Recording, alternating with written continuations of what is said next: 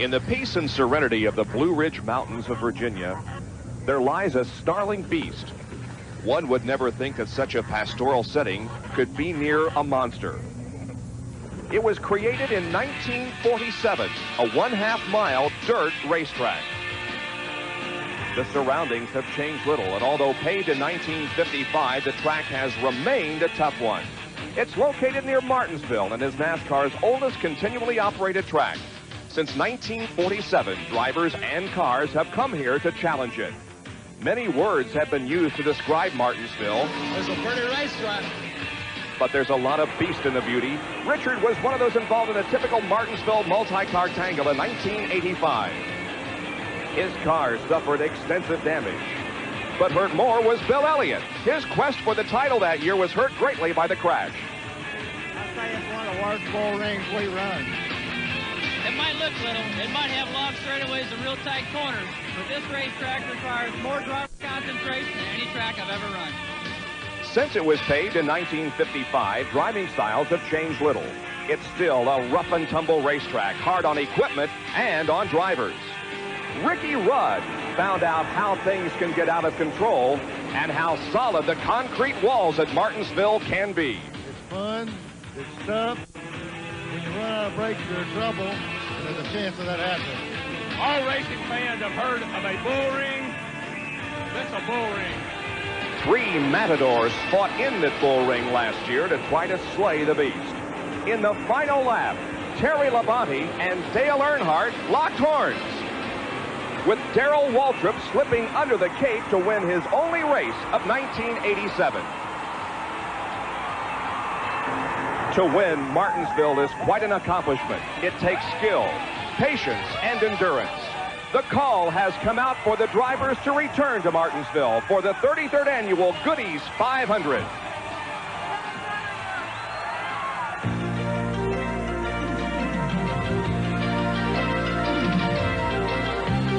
ESPN, the world's leader in motorsports coverage, presents Speed World. Today from Martinsville, Virginia, the Goody's 500 being brought to you by Budweiser, proud sponsor of the 1988 U.S. Olympic team. This Bud's for you. By Quaker State Motor Oil, the big Q stands for quality, always has, always will.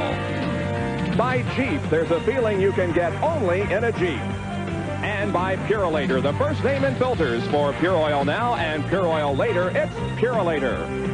It's a very overcast day here in Martinsville, Virginia. The temperature a very cool 62 degrees, and there are showers in the area.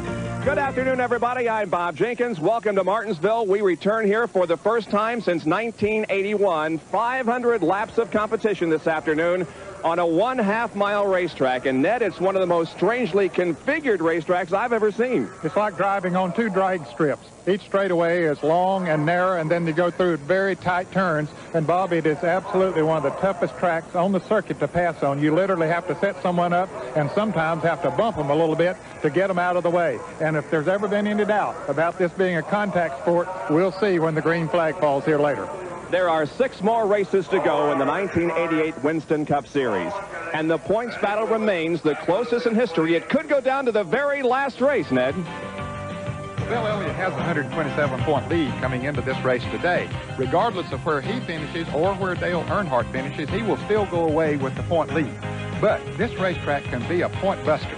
As we saw in 1985, when he came in here with an 86-point lead over Darrell Waltrip, he was taken out by this crash and went away with a 23-point lead. But Bill seems to be living a charmed life. In 1988, last week at Dover, Delaware, while leading the race, he came across the start-finish line to get the caution, and the right rear tire blew on the car. But he was able to get it back to the pits, and with some good, fast pit work, was able to get back out and maintain the lead, and, of course, went on to victory. Now, Elliott's short track program is much stronger this year. He's sitting on the front row. More on that story. Here's Dr. Jerry Punch. Well, you know, Ned, the last 2 of the 3 events that have been run in Winston Cup competition, the 3 principals in the Winston Cup point battle, I'm talking about Elliott, Earnhardt, and Wallace, have finished 1, 2, 3. But today on the front row at Martinsville, 2 of those principals sit here. A brand new track record and a brand new race car. You know what happened to the other short track car they had at Bristol, but a brand new Kodiak Pontiac for Rusty Wallace. Why is he on the pole? Well, Rusty says this man is the guy that put him there. How can Bill Elliott put Rusty Wallace on the pole? Well, Elliott had this track rented a week or so ago to practice. Rusty Wallace had a brand new car and hadn't practiced it. He said, Bill, can I come up there and run some laps? Bill said, sure, no problem. Come on up. Rusty came up, practiced it, and he put Bill off the pole on the outside of the front row. How critical is today's race? Well, since 1980, the driver who has had the best average finish on the short track has become the Winston Cup champion. Who is it among these three? It's not Rusty. It's not Bill. It's the guy starting way back in 10th spot, Dale Earnhardt. Watch out. The championship battle continues. Let's go up pit road to Larry Newber. Larry? My location gives you the essence of Martinsville. The pageantry, always a big tradition here. The landscaping. Very few ovals in America have landscaping encircling the outer walls. Also, as you look across the infield, the linear distance between the front stretch and the back stretch is quite small. Now, what that tells you is that their turns are very short here. It's a real added emphasis on exit speed rather than entrance speed, almost like a road course. These cement patches here, they're actually encircling the entire turns. Now, it lends to the durability of the racetrack here, but also, when it gets slippery, it gets very icy. And how about these curbs? Now, the curbs keep the cars off the grass, another one of the traditions at Martinsville, but it also prevents the drivers from kicking dirt up onto the racing surface. These curbs also, however, provide a very unique set of problems. Gary? Well, you're right, Larry. Those curbs have knocked more front ends out of alignment than any pothole on any city street. Also, the concrete you talked about is segmented by little strips of tar. This tar upsets the handling of the car. It's like going over a lot of little ripples, little bumps, just when you need the traction the most in the turns. Then the transition to the asphalt upsets the car again. This has caused more and more headaches for the crew chiefs and the drivers trying to get their cars to handle for 500 laps here. Bob? And the driver who can best negotiate those corners 1,000 times in the next 3.5 hours will emerge as the winner of the Goody's 500. The order has been given to start engines. In a moment, we'll be back for the lineup and the start of the Goody's 500.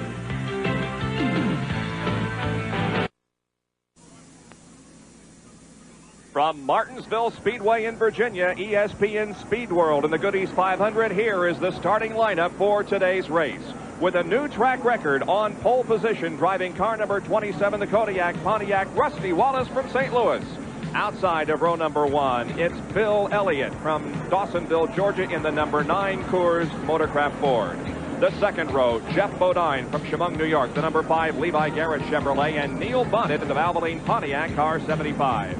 The third row, it's Terry Labonte from Corpus Christi, Texas, the Budweiser Chevrolet number 11, and Alan Kowicki, the Xerox Ford car number 7. Michael Waltrip starts in 7th position in the Country Time Lemonade Pontiac number 30, and then Brad Teague in the number 67 Panel Sweatshirts Ford. The fifth row, it's Greg Sachs in number 88, the Red Baron Frozen Pizza Oldsmobile, and Dale Earnhardt in the GM Goodwrench Chevrolet car number 3. Row 6, Lake Speed, car 83, the Wins Oldsmobile, then Mark Martin in the Strollite Ford car number 6. The 7th row has Brett Bodine in the Crisco Ford car number 15 and the Quaker State Buick number 26, driven by Ricky Rudd. The 8th row, it's Rick Wilson in the Kodak Oldsmobile Pontiac, Kodak Film Oldsmobile car 4, and Harry Gant on Hoosier tires in the Skoal Bandit Chevrolet car 33. Benny Parsons in car number 90 and Sterling Marlin in 44 will start 17th and 18th. And we take a look at the rest of the starting lineup. There are 3 drivers that start this race on Hoosier tires besides Harry Gant. Ken Schrader will also go with the Hoosiers, and Bobby Dillon Jr. And Bob, out of the 32 starters in this field today, as we watch the rest of the starting lineup here, 20 of these drivers have won at least one Winston Cup race in the past. So you might say that it's a race of winners. And Harry Gant was the winner on this track yesterday when we ran a Busch Grand National race that we'll have for you this coming Friday afternoon here on ESPN. Harry Gant won the Busch Grand National race on this racetrack just yesterday.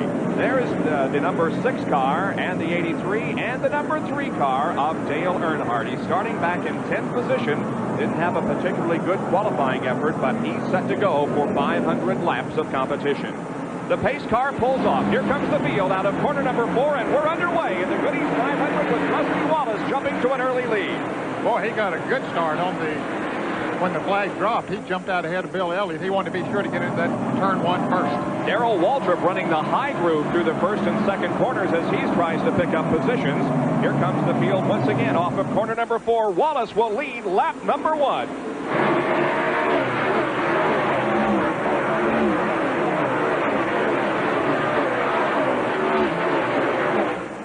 All 32 drivers have survived lap number 1. In fact, they've survived the first and second turns of lap number 2. The field begins to get strung out just a little bit. And Bob, when Rusty Wallace led that first lap, of course, he's going to lead number 2 as well, but that's the first time this year that he has led on a short track. I couldn't believe that when I saw the statistics, because really the short track has been one of his strong suits in the past. Boy, he was determined to take the lead, Ned. He was ready when they got ready to throw the green flag. He really snookered Bill Elliott, got a big jump. He was determined to lead that first lap. But you can see how close Bill Elliott is now that we have run 3 laps of this race. Back in 3rd and 4th positions, the number 5 car driven by Jeff Bodine and the number 11 of Terry Labonte following Terry. And oh, Jeff scraped the wall, looked like, coming out of 2. He got on the gas a little hard. The back end came around. He hit the wall coming off the back, the second turn onto the back stretch. And Dale Earnhardt is struggling to pass cars and make his way through the field. And look at this 6 car. Mark Martin has gotten caught on the outside, and boy, that is a tough situation. See, there's so much traffic down there, he can't get back on the low groove, and especially in the early part of the race, you've got to run on the inside of the racetrack. Here's Lake Speed trying to make a move on Dale Earnhardt on the outside. And this is for 10th position as Lake Speed is on the high side and Dale Earnhardt on the low side. 10th, 11th. Then comes Ricky Rudd in the green 26. Mark Martin on the outside of the dark blue number 6. Look at the contact that's going on right there as Darrell Waltrip had to get onto the brakes, and he was nailed at the rear of the car by the 24. 1 and 2, Davey Allison has spun out between turns 1 and 2. And we're going to have the first caution of the afternoon, and it comes on lap number 6. Davey Allison losing control and spinning down in corner number 1 and 2. Phil Parsons, we also noticed, got at least into the grass down in that area, but he's continuing to run. He has some front end damage on that car. Here comes Davey around. He doesn't appear to have had much major damage, at least, to the car. There's none visible, at least, but he catches up to the rest of the field on lap number 7. But there is some smoke coming from the Phil Parsons car, whether it's a tire rubbing or what. That's the Skoll car just in front of Davey Allison. In 1971, there was only 1 caution flag during this race. The record number of cautions in 1987, 17.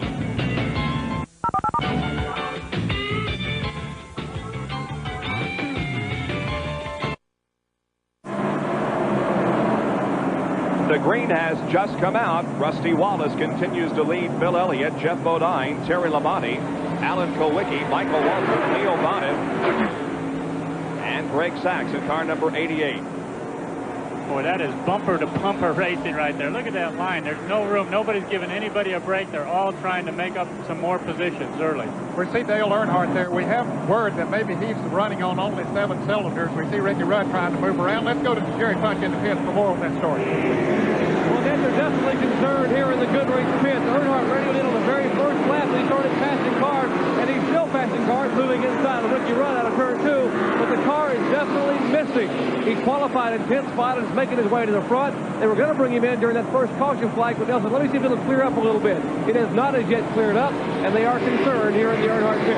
Yeah, they're definitely beating down the straightaway, Jerry. He's going through the corners okay, but on the straightaway, they can get 1 or 2 car lengths on him, so he's losing positions on the racetrack. He's back to 12th. He was 10th just a few laps ago, so Dale Earnhardt definitely not happy with the way that GM Goodrich Chevrolet is running. You can see there that Lake Speed in car number 83 has passed, and there's Sterling Marlin in car number 44 that moves alongside Dale Earnhardt and tries to gain another position. Mark Martin is also right there, and Alan Kulwicki wants 4th position as he battles with Terry Labonte. Kulwicki in the number 7 and Labonte in the number 11, Junior Johnson prepared Chevrolet. Well, those first 5 cars have pulled away by about 10 car lengths from the 6th place car, which is Michael Waltrip. But everybody trying to take that low groove, and that's always the case here at Martinsville. You have to run low if you're going to get around this racetrack fast. But you know, there's no apron at this track. All the other tracks have a little bit of an apron down low on a, you know, maybe not banked as much, but at least an apron. Here, that curve is just, you got to run right against the curve almost to really get around here fast. You can see Rusty, Bill Elliott, Jeff Bodine, Terry Labonte, and Alan Kulwicki all rubbing their tires almost on that curve as they go through the turn. And one thing they have to be very careful of here is not to use too much brakes early in the race. And even though, Gary, the brake technology has improved over the years, but still 500 laps here is very taxing on the brakes. Oh, a crash up in turn 3. Dale Jarrett and the number 57 of Morgan Shepherd came together in extensive damage to the Dale Jarrett car. He took a pretty good shot from Morgan Shepherd, and that car is against the outside wall. We see Dale moving around inside the cockpit.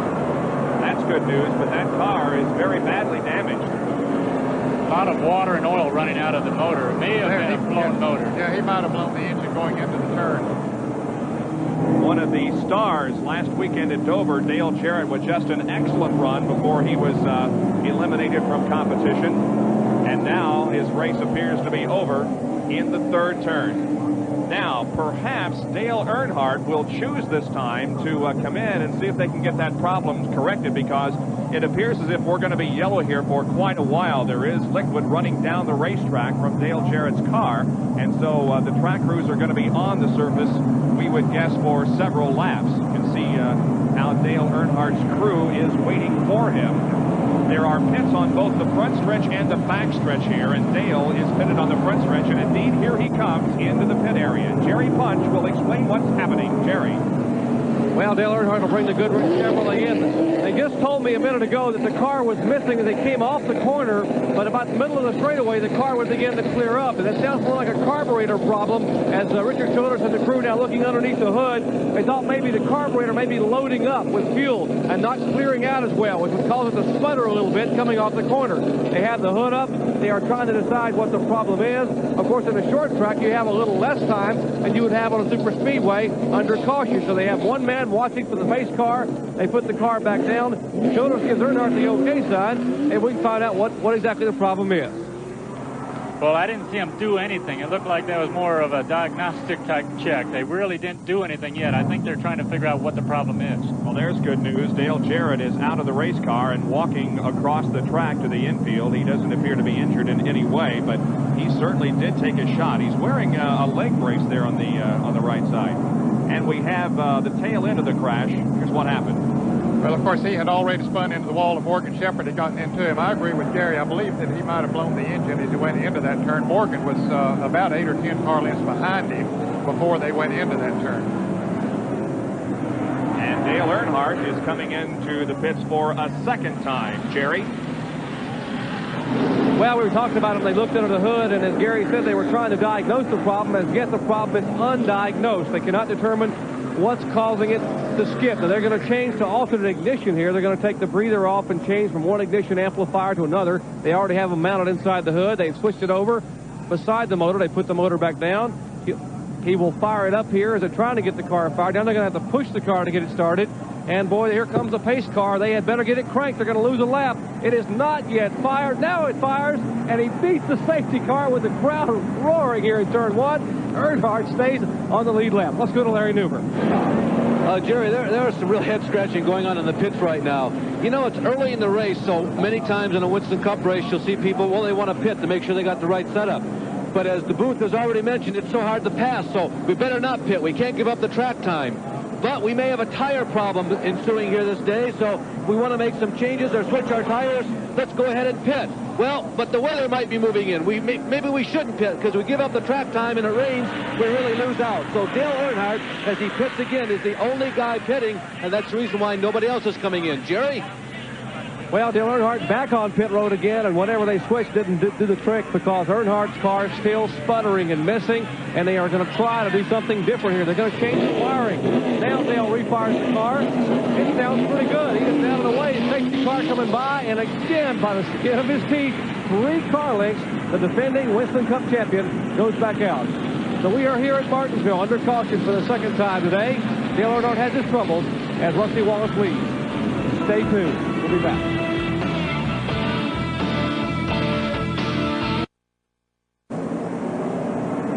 We're back at Martinsville, and there's some real work going on in the Dale Earnhardt pit. He comes in every single lap that we're running under caution and just barely beats the pace car out each and every time. He has not gone down a lap, but there is still a lot more work to do on that car before they get the problem corrected. Here he comes in once again for another stop. That's Phil Parsons coming in right ahead of him, and Phil has been in for a total of 13 laps, so he's 13 laps down to the field. Earnhardt back in again. They've been told that the next time around they'll be getting the green flag, I believe. So this Richard Childress-led crew has got some real work on their hands to get him out and back in a competitive situation. You know, they're putting the air cleaner on right there. They took it off for a lap. I think they took it back behind the pits to look at it. I really don't know if they're sure whether it's an electrical problem or a carburation problem. It seems like it's pretty hard to diagnose. They're only getting about 30 seconds each time they stop before the pace car comes around to try and stay in the lead lap, and they've been pretty successful so far. Well, you can see the pace car stayed out for this lap, and it has turned its yellow lights on top out, and so they will be going green next time. Earnhardt will stay on the track this time, so they're going to try it and see if that car runs any better. We will go back to green on lap number 24 with Rusty Wallace leading. Bill Elliott is running second. Jeff Bodine is third. Terry Labonte fourth. And fifth is Alan Kowicki. Then comes Neil Bonnet, Greg Sachs, Ricky Rudd, Michael Waltrip, Darrell Waltrip, Brad Teague, Blake Speed, Sterling Marlin, Mark Martin, Brett Bodine, and Rick Wilson. And once again, it's a very slow start as Rusty Wallace puts them down and takes the green flag. Wallace gets just enough of the jump off the restart so that he doesn't have to worry about Elliott being right on his back bumper when he goes into that first turn. You know, with this many cars still running on the racetrack, when Dale Earnhardt finally got to the start-finish line to take the green flag, Rusty Wallace was halfway down the back straightaway. These cars are end-to-end halfway around the racetrack right now. Now a bit of a gap opens up between Wallace and Bill Elliott, as second, third, and fourth remain very close. Bodine leading Terry Labonte there in third and fourth position, as it's pretty much now a single file formation around the half-mile racetrack. Kirk Shelmerdine, the crew chief on the Dale Earnhardt car, and Jerry's with him. Kirk and the crew are standing here watching Earnhardt. It is not a car, and definitely not running any better. Let's talk to Kirk and find out. Kirk, you didn't have much time to work on the car. Do you have any idea what the problem might be? Everything we normally look at with a problem like that is okay, so we're not sure what it is. Well, they changed ignitions, they looked at the carburetor, they took the breather off and checked that, but the car is still sputtering. In fact, it's getting a little bit worse now, so they are definitely concerned for Earnhardt's chances today and for the point championship. Dale's certainly not making up much ground, and that must be extremely frustrating for a crew chief to not be able to figure out exactly what the problem is. Well, I've been in that situation so many times. I almost feel sorry for Kirk because there are so many normal things like he was talking about that you change. They've switched to their backup ignition system. That didn't solve the problem. They took the air cleaner off. They looked at the carburetor. Apparently, they think that's okay. It is frustrating trying to find a problem. Usually, when you do find it, it's some small little thing. And it must be equally as frustrating for a driver, Ned, especially one who is in the battle for the Winston Cup Championship. Well, it really is. This is one of the most trying times that he can have all during the year, especially with the battle for the championship. And the fact that he's won here at Martinsville, always runs so well. His car's handling well. He knows that he can be up there running with the front running cars, and he was not so slow down the straightaway, and that's where he's losing the speed is on the straightaway. Now, one fellow who is not losing any speed is Darrell Waltrip. He started in 20th position. He is now running in the 9th position. You can see him at the tail end of this front pack of cars in the orange Tide machine. He is really getting around this racetrack. Darrell Waltrip, car number 17, was the winner last year of this race in the dramatic finish that we showed you on our Open, as two cars tangled horns in the final lap, and Darrell went on to win his only race of 1987. Now, his brother, Michael Waltrip, is running about 30 car lengths behind him in the Country Time Lemonade Pontiac. Michael hit the wall a few laps back. Quite a bit of damage to the right rear of his car, but we don't see any smoke coming from it, so evidently he's okay. He hasn't come into the picture yet as they come off turn 4. There he comes into the picture of the yellow car of Michael Waltrip. Although this is certainly an endurance contest for 500 laps, you got to think, as Larry Newber alluded to a few moments ago, that some of the crews are thinking perhaps this will be a shorter race, because indeed we have had rain in the area. It rained last night. It was raining this morning. A very heavy atmosphere with dew and mist in the air. And you got to be thinking that perhaps this rain could develop at any moment and shorten the entire 500-lap distance. Well, you're right. The crew chiefs have got to keep one eye on the sky all day, trying to decide, well, you know, the race really isn't official until you get over the halfway point. So most of the teams have always paced themselves. Well, let's just take care of the brakes, take care of the engine, because it's such a problem here keeping brakes and keeping the engine running good all the way through the race. Now they got to be thinking, well, after the halfway point, this thing could end any time. We need to be in a position to win. Alan Kulwicki trying to take away that fourth spot again from Terry Labonte. However, Alan is unable to do so. He got the nose of the car inside of Labonte in turn number 3, but could not successfully pull off the pass. Just a demonstration of how indeed difficult it is to pass here at Martinsville. Rusty Wallace has managed to move away from that 4 cars that we see on the screen now that are running 2nd, 3rd, 4th, and 5th. You can see Wallace's car, some 15 car lengths out in front of him. Anytime on a short track that you see somebody pulling away, then you see another car like Bill Elliott right here, and then 3 cars almost stacked up behind Bill Elliott. He's not really holding them up, or they'd be almost pushing. Trouble down in turn 1. Harry Gant, the car is on fire. As he goes into that turn, apparently the engine let go and some of the oil got out on the exhaust or something. But Harry Gant, hard look Harry in the Winston Cup Series. Boy, he does fine in the Busch Grand National Series. He sure does. I mean, this guy certainly has demonstrated how good a race driver he is in the Busch Grand National Division, but things just not going his way in Winston Cup. Well, I tell you, that is an example of where the term blown up came from. That motor blew up. And I guess, Gary, the fire that we saw is that oil got on the exhaust headers or something, and that's what...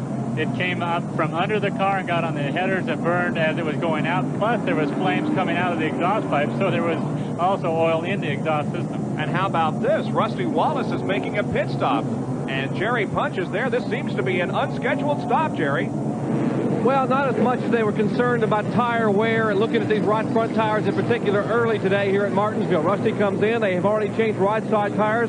Outstanding job of the pit crew. Barry Dodson, Jimmy May car, and Norman Kosamisu puts a second can of fuel in that car, and they had left side tires on the car. Dale Earnhardt back on pit road trying to diagnose this problem.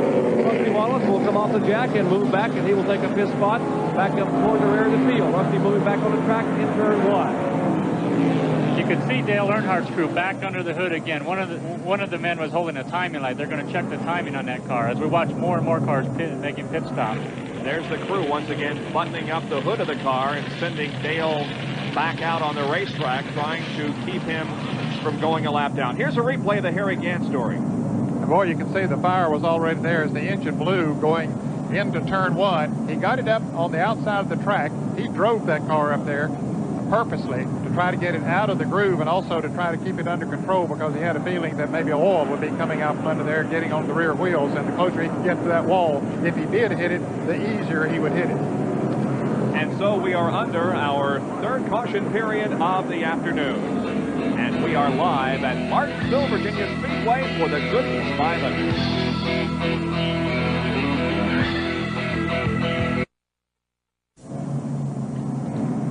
Track crew still out on the track cleaning up the Harry Gant blown engine. We're going to try to contact Rusty Wallace here. Rusty, this is Bob. You got a copy on me? Bob, go ahead. A little surprising to me, Rusty, that you made the pit stop there. Was that scheduled or unscheduled?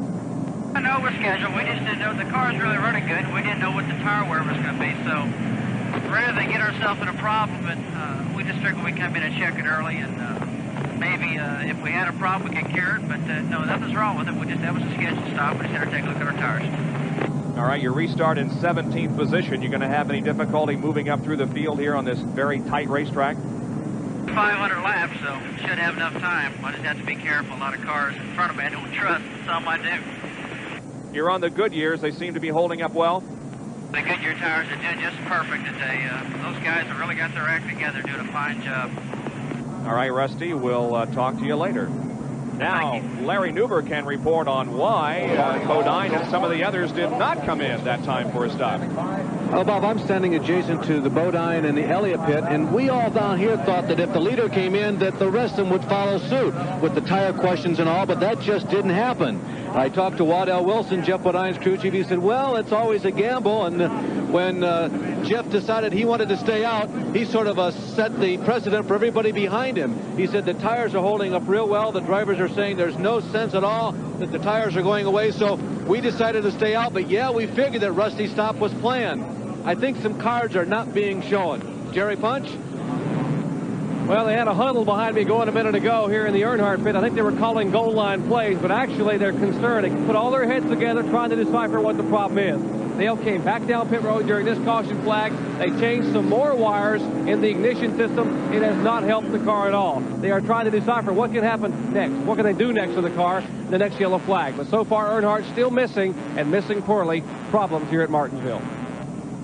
You know, when a car misses down towards the end of the straightaway like Dale Earnhardt, that usually points to the carburetor. The car wouldn't start for him one time like it was flooded, so that points to a carburetor. I'd be looking at the carburetor if I was that crew. All right, you can see that there's a lot of oil dry on the racetrack because of the Harry Gant blown engine. So we're going to take another break and return to Martinsville, Virginia Speedway in just a moment.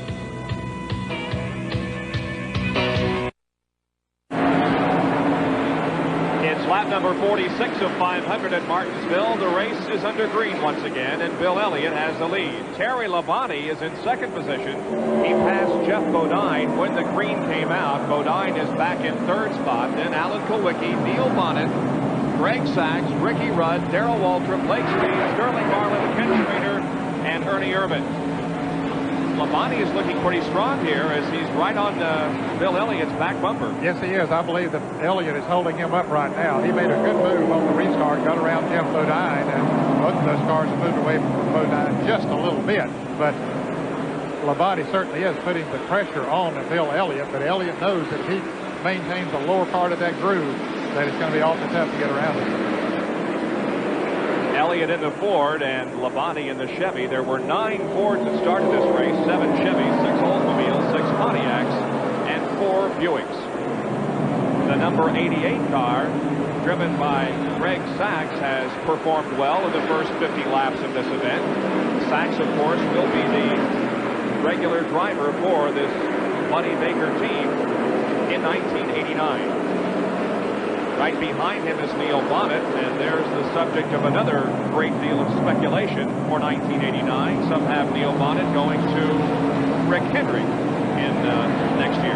Well, it is a known fact that Neil Bonnet will be leaving the team that he's driving for now, the Raybach team, the Valvoline car number 75. And word was here this week that Morgan Shepherd would be in that car in 1989. Behind Greg Sachs in the number 88 car is Ricky Rudd in car number 26, the Quaker State Buick, and then comes Darrell Waltrip in car number 17. You know, I spent some time in the garage area yesterday during the final practice sessions, and I was watching a lot of these teams scuff in their brake pads. There's a new type of brake pad out that Ricky Rudd was scuffing in. Several of the teams have elected to run this new type of, not really experimental because we've been kind of working with it over the last several years, but this will be one of the first Martinsville races for this many cars to run this new, it's called a carbon metallic brake pad, and we'll have to watch and see if the cars were able to keep their brakes good all through the day. There's Rudd in the number 26 car, owned by Kenny Bernstein, who is here this weekend watching his car and driver perform. Meanwhile, the first 4 cars are still nose to tail on the track with Bill Elliott, as Ned alluded to a few moments ago, appears to be holding up Terry Labonte. Terry is sure trying to find that slight mistake by Bill that would allow him to go into the lead. Yeah, I believe if Terry can get around him, I believe he can pull away from him, but getting around him is going to be a tough chore. And Bill Elliott knows, too, that as long as he keeps Terry Labonte and Jeff Bodine and Alan Kulwicki back there, he's making them abuse their race cars more than he's abusing his by running out front, because they're, and when I say abusing, you're talking primarily about the braking system of the car. That's the thing that goes away first here at Martinsville, and they're really having to brake to keep running over him going into the turns, and he knows that. But you know that Terry Labonte would like to lead this race. He'd like to go on around there, but he's not really, not that determined to do it right now this early in the race. Bill Elliott doesn't mind picking up points for leading. Maybe he can get, like he did last week, get the points for leading the most laps of the race. That pays an extra 5 bonus points. So he doesn't mind leading, and as long as Terry Labonte's not bumping him or putting him at risk, he's going to be content just to stay right where he is. While we watch the first 4, we can tell you that Rusty Wallace has moved up to 12th position from his restart position of 17th. So Rusty is running well and trying valiantly to get back up among the leaders. So certainly he is one car that's able to pass then on this track that is tough to pass on.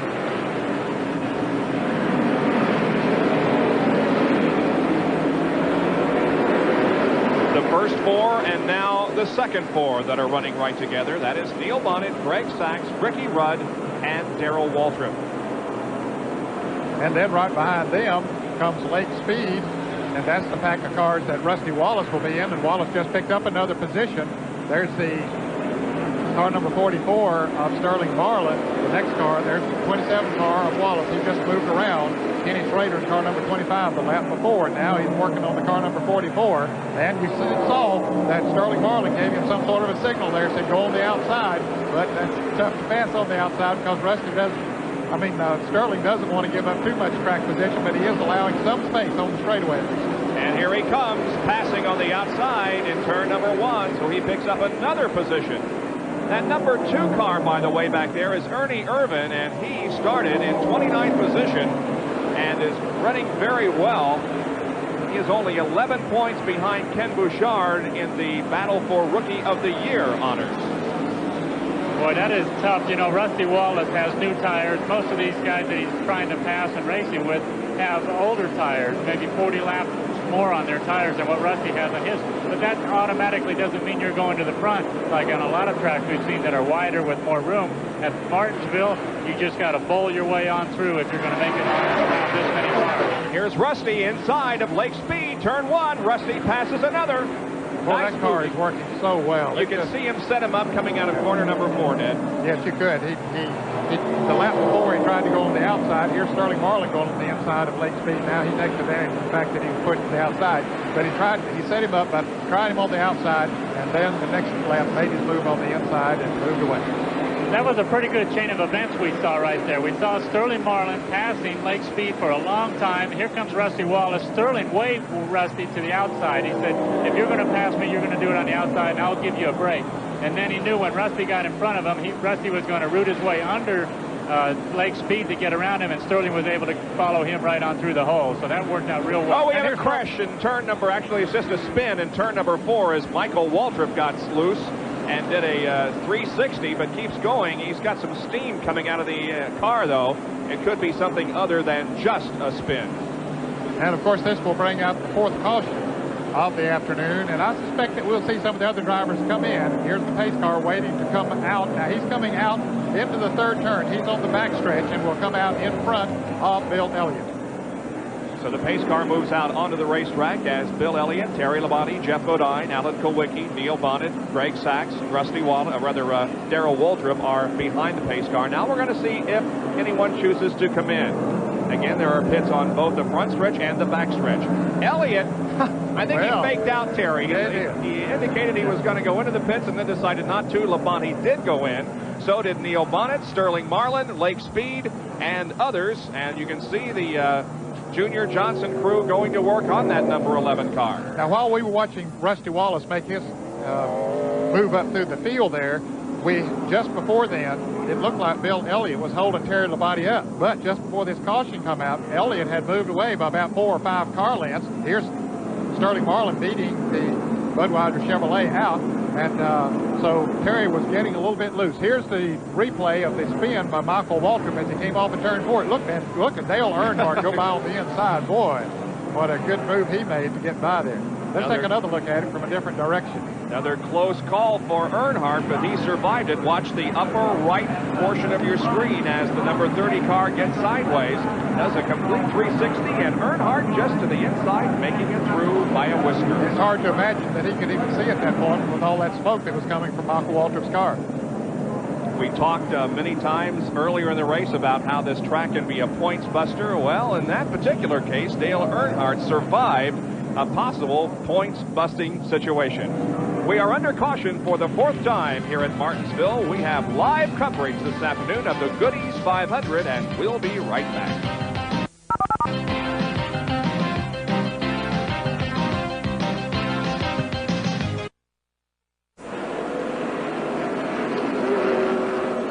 Back at Martinsville, and in just a moment, the green will be coming out once again as the pace car has pulled off the track. Bill Elliott will lead them down once again to a restart. 4th caution is over. Elliott stands on the gas, and we resume on lap number 69. Now Jeff Bodine is in 2nd position with Terry Labonte having made a pit stop. Kowicki is 3rd. Greg Sachs is 4th. Darrell Waltrip is 5th. Then comes Rusty Wallace in 6th, followed by Ken Schrader, the number 12 car of Mike Alexander, and then Kyle Petty and Mark Martin. Bill Elliott doesn't seem to be too concerned. He hasn't made a pit stop yet. We're over 70 laps into the race, and that is really almost beyond the time that you would normally come into the pits. Bill Elliott, Jeff Bodine, Alan Kowicki, all of the front cars have not made a pit stop as of yet. Elliott apparently happy with the set of tires that's on his car right now, and he figures maybe there'll be another caution. And we have a lot of cautions here at Martinsville. We've had 4 already in the first 70 laps, so he figures, well, if that's the way it's going to go, I'll just stay out there and catch me a caution a little bit later on and not give up his track position.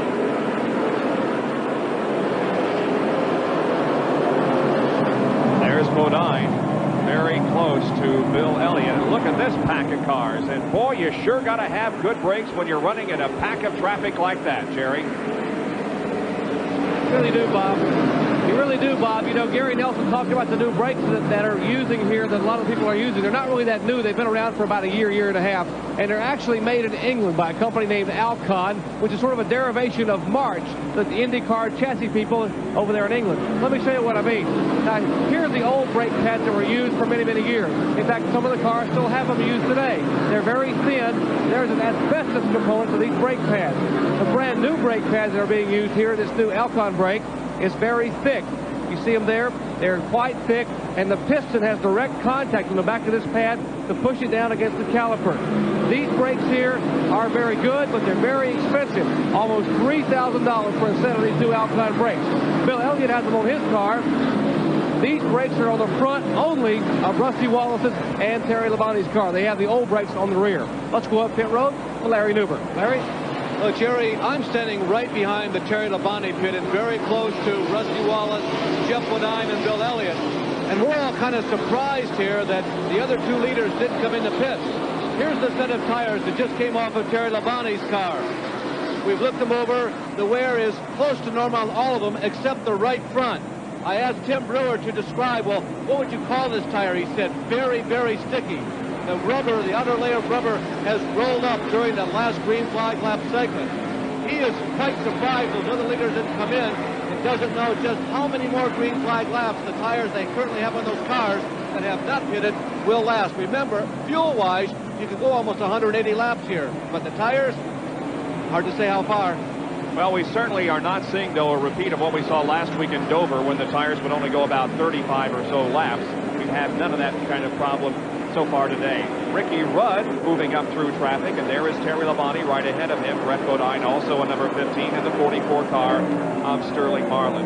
I guess the right front gets the most wear here on this track. Yeah, when you go into these turns, you put a lot of pressure on that right front tire. A lot of the weight shifts over to the right front, and certainly that will heat the tire up a little bit more and cause it to wear. Unless you have the, Gary, I think I'm correct in saying if the car is loose, the back end not holding too tight, and you spin the wheels coming off the turn, of course, that would reverse the situation. Well, you're right. This track has its own set of problems. Both front and rear take a lot of abuse, but you know what we were talking about with the brakes. The brakes seem to be the key here at Martinsville. As you watch Sterling Marlin and Mark Martin trying to jockey for position with Terry Labonte trying to get on around him. You think of the brakes as stopping the car every time they get to the corner. Twice a lap, they really stand on the brake pedal. That generates an awful lot of heat, and one of the biggest fears of everybody in Martinsville with the new, more and more improved brakes, they're able to run hotter and hotter. What that does is transfers that heat into the right front tire, and if you're not careful, if you use your brakes too hard, that heat will actually melt the rubber on the tire and cause it to blow out just as you're going into the turn. So all these drivers are aware of that, and they're trying not to overuse their brakes. All right, Dale Earnhardt in number 3 is running 11th, and right behind him is Sterling Marlin. Now Marlin making a bid for that 11th spot as he goes inside of Earnhardt going into turn 1, but Dale holds him off for the moment. Now let's see what happens as Earnhardt's car goes to the outside of the track and Marlin goes to the inside. In turn number 3, Sterling is going to get that position, I believe. Side by side at the moment, but yeah, as Sterling comes out of the corner, he's going to take over 11th position from Dale Earnhardt, and here comes Terry Labonte right behind Sterling Marlin. So positions are being traded here as Earnhardt is on the outside of the racetrack and losing positions. That car still apparently not performing the way he wants it to. Boy, that's very close racing right there. It's hard to watch Dale Earnhardt and see where he's really off. You know, he's almost staying, maybe losing just a little bit there on the straightaway to Ricky Rudd. Endurance, that is certainly the name of the game here at Martinsville.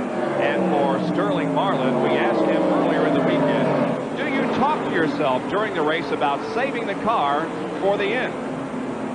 Yeah, you just have to, you know, you just have to tell yourself to get your foot off the brake, and it's hard to do because the corners is straightaways long and the corners are sharp here, so it's real tough. But you just have to talk to yourself all day and just, you know, baby the car, baby the brakes, and you know, you can't get back in 25th, 20th, and because the leader's got old track here, he'll lap you in a minute. So if you have to run hard, you have to run easy. So just have to find a happy medium and, you know, be easy on the car. Sterling Marlin 8th in Winston Cup points coming in. Ricky Rudd has passed Terry Labonte. And Labonte has new tires on his car. Of course, Rudd made a pit stop during that last caution as well. One fellow we want to give a call to, he's running in the top 10. We normally don't see him up there in the top 10, Bob, is Jimmy Means, driver of the Eureka vacuum cleaner Alka-Seltzer car number 52. He's running in 9th place, holding his own. Kyle Petty is currently running in 10th place, and Jimmy Means just hanging right in there. And here is Ricky Rudd passing Sterling Marlin, or trying to. Rudd, yes, moves into 11th position now. So we've seen some real trading of positions back there in the second 10. Meanwhile, up front, it is still Bill Elliott leading Jeff Bodine and Alan Kowicki as we have completed 87 laps. And there's still 25 cars in the lead lap. And in 7th position there is Rusty Wallace. Remember, he made a pit stop very early, was among the first to make a pit stop, but he's moved up through traffic very well. Now, he had been running in 6th position, but a car that's really on the move right in front of him now is Mike Alexander, who just passed Rusty a few laps ago. Rusty, I don't think, fought him too much. He said, okay, go ahead if you want to run that hard right now. I can see Bill Elliott. I'm speaking for Rusty Wallace, and he said, I don't want to punish my car right now. But there's Mike Alexander, who is running in 6th position, and that dropped Rusty Wallace back to 7th. So there you have the first 4 as they approach some of the slower traffic now. Benny Parsons in car number 90 will move aside and allow the faster traffic to pass on the high side. Elliott maintaining the lead as we are nearing the 100 lap mark in this one. And here's a possible bid for second by Alan Kowicki. He moved to the inside of Jeff Bodine coming off the backstretch. Now they move down the front straightaway, and Bodine is holding off Kowicki's challenge, but let's see what happens in the corners. They'll trade paint right here. You can bet on that. Here they come out of the corner, still slower traffic ahead. That is Richard Petty, who is being lapped by the leaders, and Bodine successfully holds off a very serious challenge for second by Alan Kowicki. Richard Petty has to be having some sort of a problem because yesterday he was one of the fastest cars in practice, and now he's being lapped. He's showing in 24th position right now. Richard, of course, has won more times here at Martinsville than any other driver. Petty has 15 wins on this racetrack. The top 10 we review as we are 89 laps into the 500. That will complete the Goody's 500.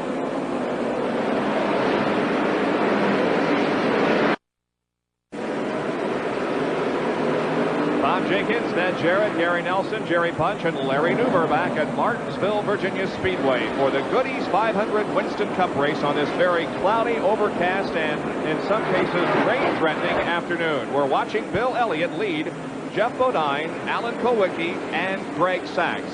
Darrell Waltrip is behind Sachs, then Mike Alexander, Rusty Wallace, and Ricky Rudd. Burnstein has really moved up to the pack since he made a pit stop. His car is really working. He's driving the Kenny Bernstein Quaker State Buick number 26. We saw Alan Kowicki get a little anxious just before the break and trying to make a move on Jeff Bodine, and then as they went up to lap Richard Petty, Alan Kowicki had to pull back in behind Jeff Bodine. He seemed like he was really trying to go. Jeff didn't really want to give up the position. Jeff was fighting hard for that second spot, so I think Alan Kowicki decided to sit in behind him and hope for a mistake. Maybe he'll get another opportunity to get around Jeff. Well, there are 21 cars showing in the lead lap right now. Michael Waltrip is the last car on the lead lap. He's running in 21st position. Bill Elliott, of course, the leader. Jeff Bodine second. Alan Kowicki third. Greg Sachs fourth. Darrell Waltrip fifth.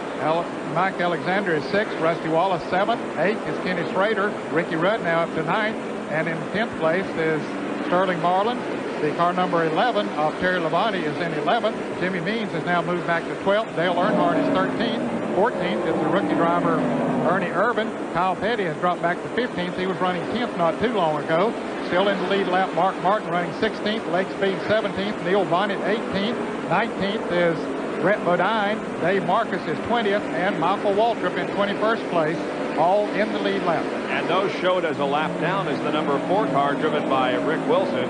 The 67 of Brad Teague, Benny Parsons, Richard Petty, Davey Allison, and also Bobby Hillin Jr. shown a lap down, and 2 laps down in the field is the number 10 car of Ken Bouchard. Now a bid for second position again, as Kowicki would like very much to get around Jeff Bodine and take over second, but the opportunity just doesn't present itself for Alan. It was almost as if Jeff said, if you're going to pass me, you're going to have 2 wheels against that curbing on the inside, and it's just tough for Alan Kowicki not to really risk cutting a tire against Jeff's car. You don't have to make a lot of contact here at Martinsville to put 1 or 2 cars or both cars out of control, so they have to be very, very careful not touching each other, even though you see a lot of contact here, but when you get side by side, you start banging around. It's awfully easy to get locked up and spin around. Now here's Elliott moving inside of Michael Waltrip in the front stretch, and now there are 20 cars on the lead lap as Michael goes a lap down. Oh, and contact there between Jeff Bodine and Michael Waltrip as they came out of turn number 2. That was a pretty solid hit. I'll be anxious to see whether there was any damage to that number 5 car. Well, we don't see any smoke so far coming from the tires, and that's usually the first sign. When they go into the turn, if there is smoke from the car, it would have knocked the fender in against the tire. But on the short tracks, they're able to cut out more of the sheet metal around the tire, so if they do get hit, you can see, we'll watch the replay as he comes off of turn 2, Jeff Bodine on the inside, and he does give Michael Waltrip a pretty good little tap there with the right front of the car, but I don't believe it hurt him too much, because with the sheet metal situation, it's not quite as critical as it is on the bigger track. I think Waddell Wilson, Jeff Bodine's crew chief, might be looking for a new door when they get this car back to the shop, because it really did cave in the right side door on Jeff's car. Running in that third position is Alan Kowicki, and Jerry Punch is near his pit. Well, Alan Kowicki's strength at this track should not be that surprising. You know, when he came here from the Midwest around Indiana, a lot of the tracks he ran on out there are just like Martinsville. They're very strong, long straightaways, flat corners, and tight. Now, when Alan came here as a rookie back in 1986, he had his best run. He finished 4th. This year, he's had the same race car on the pole at Bristol. He lost a lap at Bristol, made it up, and finished 5th. He also had a good run at Richmond in this race car. Lost a lap, made that lap up, and finished 5th. So no surprise at all, and Alan Kowicki is running as well as he is here today. Brett Bodine making an unscheduled pit stop on the backstretch. He's the first of the cars that were running in the top 20 to make a green flag pit stop. We've run 110 laps so far. There's, as Larry Newber pointed out earlier, they can go about 180 laps here on the tank of fuel, so they don't have to worry too much about fuel. Well, it's costly under green like this for Brett Bodine. 4-tire stop under green. It's got to be over 2 laps that he'll lose, maybe 2.5. Close to 3 laps he'll be down. And he had just been lapped by the leaders before he came into this. Neil Bonnet is also being lapped in the number 75 car. He was running very well in the early stages of the race, but has been dropping back, and now the first 3 put a lap on him. That'll leave 17 cars in the lead lap. Ricky Rudd has now moved around the 27 car of Rusty Wallace. So Rusty driving very conservative right now. Now, maybe this set of tires that he has on right now is not quite as good as the ones he had on earlier, and you've got to wonder if he wishes he had not made that pit stop. But he's driving very conservative there now. I was watching Rusty Wallace just a few laps ago. When he gets on the gas, the back wheels spin. The car's a little loose under power. He's having a hard time getting off the turns without the back end trying to get loose on him. So he's going to have to make some adjustments. I'm sure he's not happy with this set of tires, considering that he was the early leader in the race. The first three have separated themselves from the others, as it is Bill Elliott, Jeff Bodine, and Alan Kowicki, first, second, and third. And back in fourth position is Greg Sachs, who is having a fine run for Buddy Baker this afternoon. The top 15 we'll show you now, with 115 laps completed. Darrell Waltrip in fifth. In 6 through 10 position, Mike Alexander, Ricky Rudd, Rusty Wallace, Ken Schrader, and Sterling Marlin. And 11 through 15, Labonte, Means, Earnhardt, Erlin, and Petty.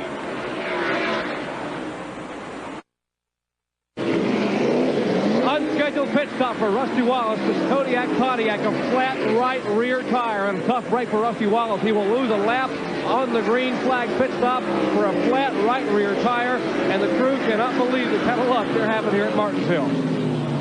It is incredible, not only in Martinsville, but really since that crash at Bristol, this team has not had real great success, although Rusty has run good in a couple of races. Well, he did a tremendous job last week at Dover of fighting back 2 different times. He was 2 laps down and finished third in the race. So he has run very well, but they've had a lot of things happen to him. And boy, I'm sure that they are second-guessing themselves now on that first pit stop they made. Now, maybe that tire would have gone flat too, but they got to be wondering, Terry. Well, I don't think he's in too bad a shape if the race continues to run under green. He just lost 1 lap with that flat right rear tire, as far as I know, and the leader should be pitting sometime in the next 40 or 50 laps. So we'll have to watch and see if he can get his lap back. All right, let's go down to Jerry Punch again, who can show us that tire that just came off Rusty's car.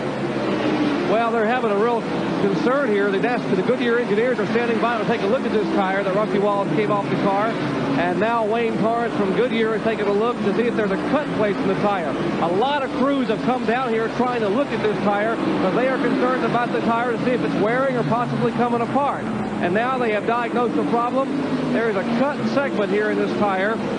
On the shoulder of the tire, Jimmy Maycar here is trying to take a knife and diagnose exactly where it is. As they open up and see that there may be a small sliver cut in the shoulder of the tire, and that may have been the undoing for Rusty Wallace. He came in, took on a new tire, but lost laps on the Speedway. Right here's the problem for Rusty Wallace. All right, and when I mentioned a few minutes ago about how this, and a bid for second now again, as Kowicki is still trying to take over that second spot from Jeff Bodine. I think he may have it this time. Yep, Alan Kowicki moves to second position. When talking about the luck of the Rusty Wallace team in the past few races, I think that only points out the determination and the skill of Rusty himself, because he has had things like that go wrong, but every time seems to battle back and is right there at the end of the race.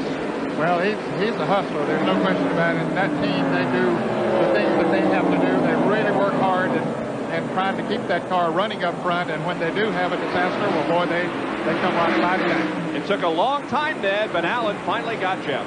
Well, he made the move going into turn 1 down on the inside and made it stick for himself. And that's the way you have to do it here at Martinsville. You have to set a man up, and it did take a long time. And let's go down to Larry Newber in the pits for more on that story.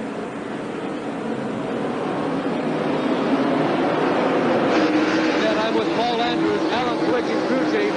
I thought for the last 25 laps, you guys might have been the fastest in that trio. Does Alan think so, too? Yeah, we do. We do think we're running pretty good. If it wasn't for some of the lap traffic, he does feel he would be leading right now. Some of the lap traffic did slow him down a little bit. The car is working exceptionally well, and he's real pleased with it right now. Any comments about the tires? I'm really surprised. I didn't think you could go a full tank load or 180 laps on one set of tires.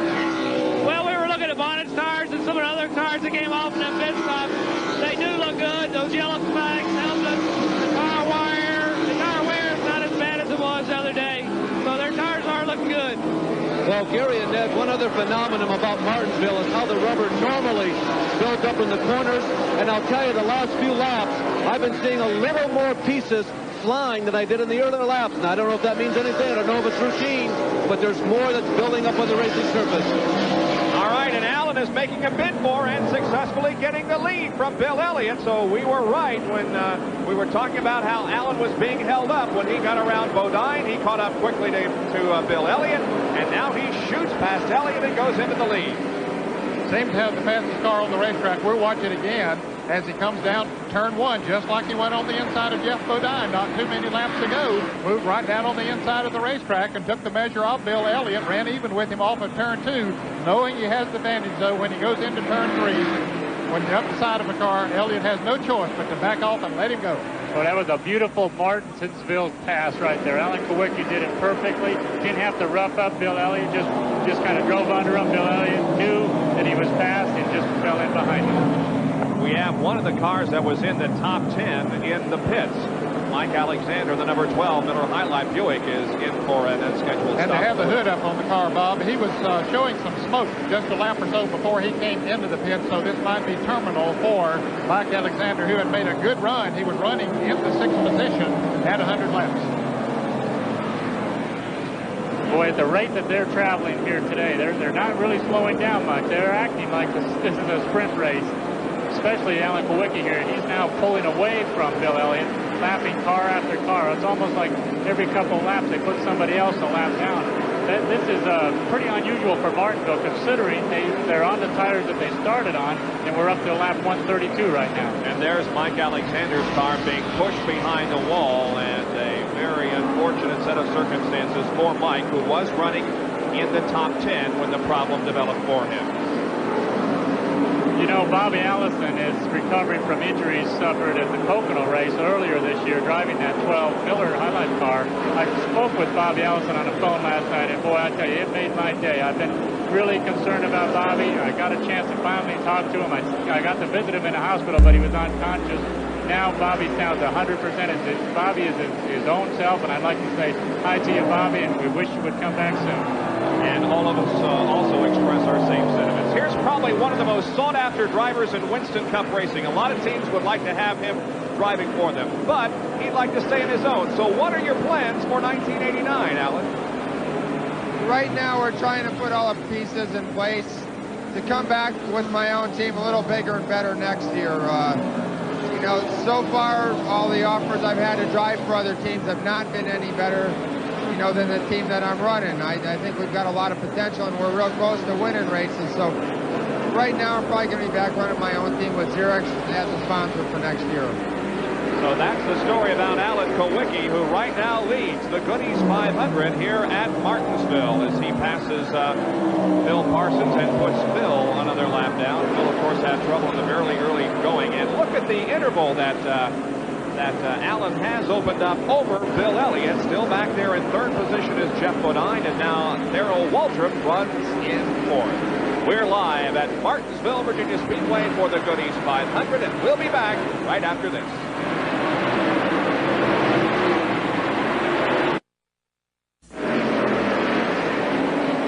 Back at Martinsville, Virginia, where Alan Kowicki in the Xerox Ford car number 7 leads this race. However, he was supposed to have come in for fuel a couple of laps ago and is either experiencing some radio problems or is trying to stretch it because he shows no signs of coming in for that fuel stop. Bob, I would be a little surprised that he would need fuel this early. He's on the 145th lap right now. I would have thought he could go 175 to 180 laps right now, but I don't know. Maybe he's not getting too good a fuel mileage. The guy on the move is definitely Darrell Waltrip in car number 17. Elliott may be out of fuel, or at least he's slowing dramatically for a pit stop. Here he is coming off of corner number 4 and into the pits. Elliott rolling to a stop. Jerry Punch will call this stop. Well, the car is not running when he comes by us here and rolls to a halt. Bill radioed in and said the car started sputtering over in the backstretch, so they may have tried to strain it too far on fuel. One thing about this racetrack, you burn more fuel here at Martinsville than any other short track on the circuit. Now, most of the crew chiefs, Elliott's going down in 16.7 seconds. Most of the crew chiefs told him before today's race he would expect us to be able to go 170 to 180 laps, but we would be remiss to try to consider stretching it much more than 145 or 150 because you pull so much gear here, you have to burn a lot of fuel, and you burn it up quickly. Elliott ran 145 laps and ran out. But Alan Kulwicki is still out there on the racetrack, and now the question is he trying to stretch it too far? He's in corner number 3. Let's see if he comes in this time for the stop. No, sir, he stays on the accelerator. It's always been one of the things that amazed me. This is the slowest track we run. This is the shortest track we run, and yet we get the worst fuel mileage here at Martinsville. The number 26 car and the number 17 car are side by side as Jeff Bodine takes himself out of the serial and goes in for a pit stop. There's Rusty Wallace right behind Darrell Waltrip. The 26 of Rudd and the 17 of Wallace, or rather Waltrip, are battling for that third position. Here's Rusty on the inside. Remember, he is still a lap down from that flat tire that he experienced a few laps ago. Jeff Bodine has completed work on that car in the pit area, and he rolls back out onto the racetrack. Now, Rusty Wallace and, of course, Bill Elliott and now Jeff Bodine are hoping that this thing will stay green for a while, that the others will have to come in on green flag conditions as opposed to a caution. Well, there's a good chance after this round of pit stops with no cautions that Rusty Wallace will be, again, the leader or near the lead, depending on how long the pit stops take. So Alan Kulwicki is staying out there. And really, it seems to us, stretching his luck as far as fuel consumption is concerned.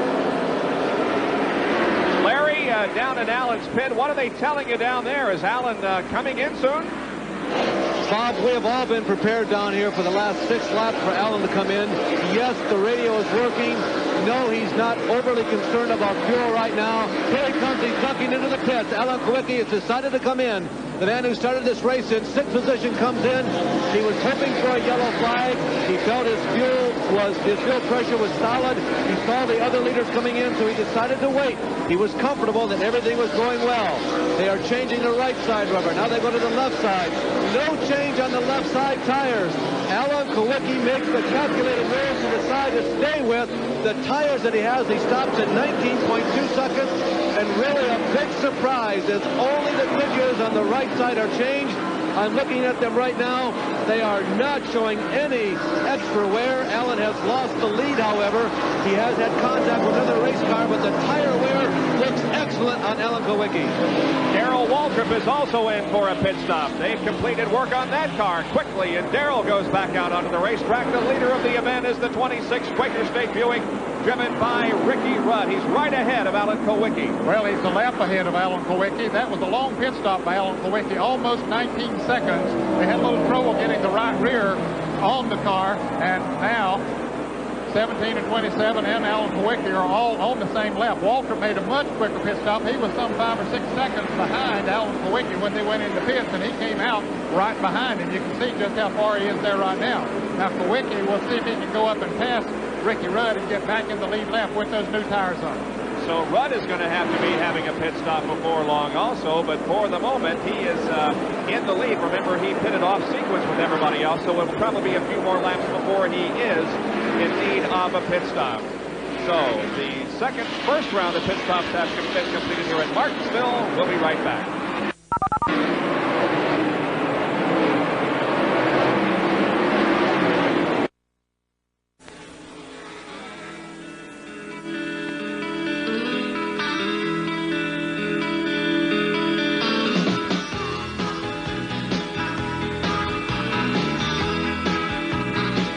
Every part of the country has its unique and beautiful aspects, and we have seen some great peaceful scenes here in Virginia. We came on Thursday. It's been a great weekend, and we are seeing some great racing here to cap everything off. Now, Kulwicki in number 7 is trying to go into the lead lap, and he does successfully. Here comes Waltrip trying to do the same thing. Remember, Ricky Rudd pitted off sequence, and so therefore it will be a while before he has to come in. He still remains the leader, however. But that does put Darrell Waltrip and Alan Kulwicki back in the lead lap. They are running in the 6th and 7th position. That means that we have 7 cars in the lead lap. Ricky Rudd is the leader. Greg Sachs hasn't stopped yet. He's in 2nd place. And the car number 44 of Sterling Marlin, who made a pit stop during one of the early cautions, is running third. Terry Labonte is running fourth. Dale Earnhardt running fifth. Now, all of those drivers did stop on the earlier cautions, as did Ricky Rudd, so they can run another perhaps 25 or 30 laps before they'll be coming into the pits. Here are the number 9 car and the number 5 car. They are a lap down to Ricky Rudd, but they are in 9th and in 10th position. Bill Elliott and Jeff Bodine. Well, that shows how fast things can happen here at Martinsville. There's only 3 cars in the lead lap right now. If the yellow flag were to come out, Darrell Waltrip, Alan Kulwicki, and Ricky Rudd would be the only 3 cars in the lead lap. Rusty Wallace is trying to get back up there, but he's having his problems again. It looked like he was moving, then he's falling back again. Well, Gary, the car number 11 and 44 and 88 are in the lead lap, but they'll have pit stops coming up before too long. Oh, yeah, you're right, Ned. Elliott led the first portion of this race, grabbing the lead at the drop of the green flag. Jeff Bodine has been in contention also since we started this race. Jeff started the event in 3rd place in that Levi Garrett Chevrolet. 166 laps are completed. It could be as much as 35 or 40 more laps before Rudd and those others will have to come in for a fuel stop. The only one of those that's running in the top 5 right now is Greg Sachs, who is currently being shown in 2nd place. I don't think he stopped during any of those early cautions, but they're about ready to bring him in now, so he has certainly got the best fuel mileage of anyone up to this point. But Greg Sachs, who is running 2nd, is coming in the pits right now. Good call, Ned. Here's the 88 machine in the pits as the 26 remains on the racetrack. There's the Greg Sachs car. And he just went a lap down to Ricky Rudd as they changed the right side tires on that car. That's what everybody else has been doing, filling it up with fuel, change the right side tires, and send him on his way. Now, Greg has had a lot of success here on the Martinsville Speedway in the modified division of NASCAR. Pretty good pit stop for Greg Sachs as he picks up speed. There's Rudd, the leader of the race, in car number 26. And he's just about to put a lap on Dale Earnhardt. Earnhardt is currently running in the 4th position. Now, he stopped at about the same time Rudd did. Rudd, we understand, can go another 30 laps before he'll come into the pit. So Ricky Rudd putting a lap on Dale Earnhardt, who, as we say, is running in the 4th position. So Ricky Rudd right now is doing something that everybody always wishes they could do, and that is get off sequence just at the right time. When everybody else stays on the racetrack, you make your pit stop, then it pays off later. Everybody's always trying to guess what's going to happen later into the race. Ricky Rudd right now has done a good job. He's got plenty of gas and go another 30 or so laps with the fuel that he has. And the car is handling well. Let me correct myself. Earnhardt had dropped back. He was not running 4th. Both Alan Kulwicki and Darrell Waltrip had passed him. So he was really running in the 6th position when he got lapped just a moment ago by Ricky Rudd. So the top 5 are Rudd, Sterling Marlin, the number 11 car of Terry Labonte, 4th is Alan Kulwicki, and 5th is Darrell Waltrip. Dale Earnhardt is making another pit stop. It has not been a very good race for Dale Earnhardt so far. See some damage there on the right front of the race car. They're changing rubber on the right side. And they're putting brand new tires on. You can see the sticker on the lower corner of that right front tire they put on. Very good pit stop, as usually is the case when he comes in and the Richard Childress Goodwrench team takes over. And you can see the leader, Rudd, in the green 26, right behind him. Jerry Punch is watching the progress of Ricky Rudd. You know, they had a meeting this morning in the Ricky Rudd car hauler.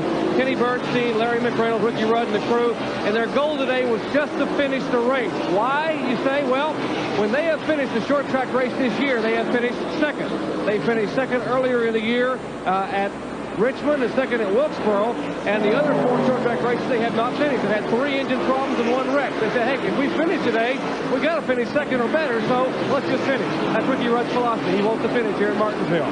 But I'm sure he would like to finish 1 spot higher than he has on the short tracks and win here at Martinsville this afternoon. So he leads with 175 laps completed. We'll be back with more of our live coverage after these messages at Martinsville.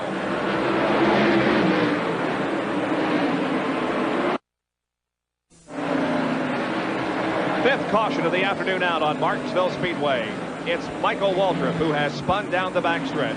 He has had an ill-handling race car since this event began. He spun down in turn number 4 earlier and now loses it and sits headed the wrong direction on the backstretch on lap number 179.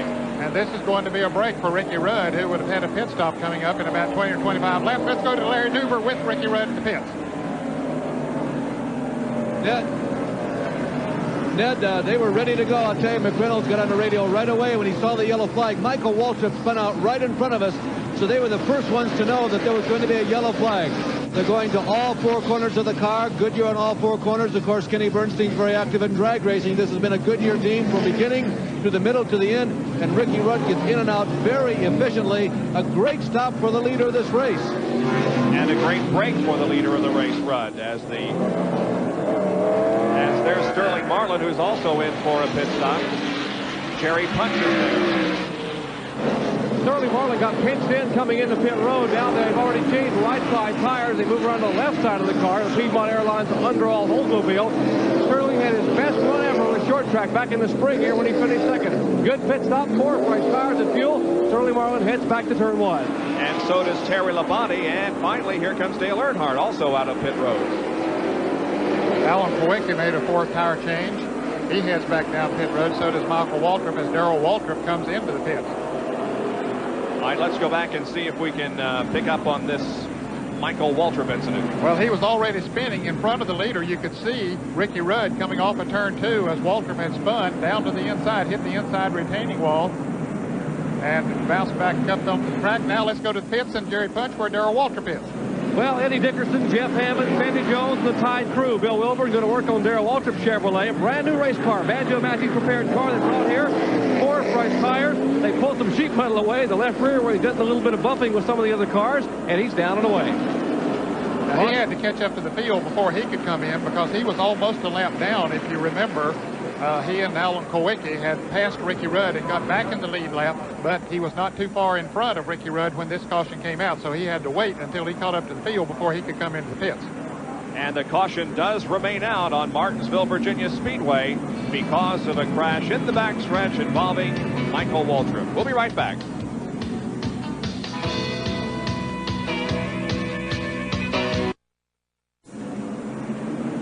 We're back at Martinsville, still under caution in the Goodies 500, with Ricky Rudd in the lead, Sterling Marlin running second. Third is Terry Labonte. 4th, the number 7 car, Alan Kowicki, and then Darrell Waltrip being shown in the top 5 at the moment.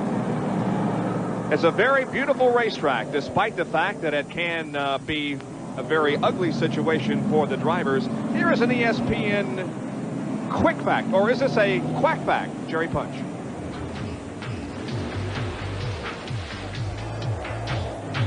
Quick facts are brought to you by Quaker State Motor Oil. The big Q stands for quality. Always has, always will.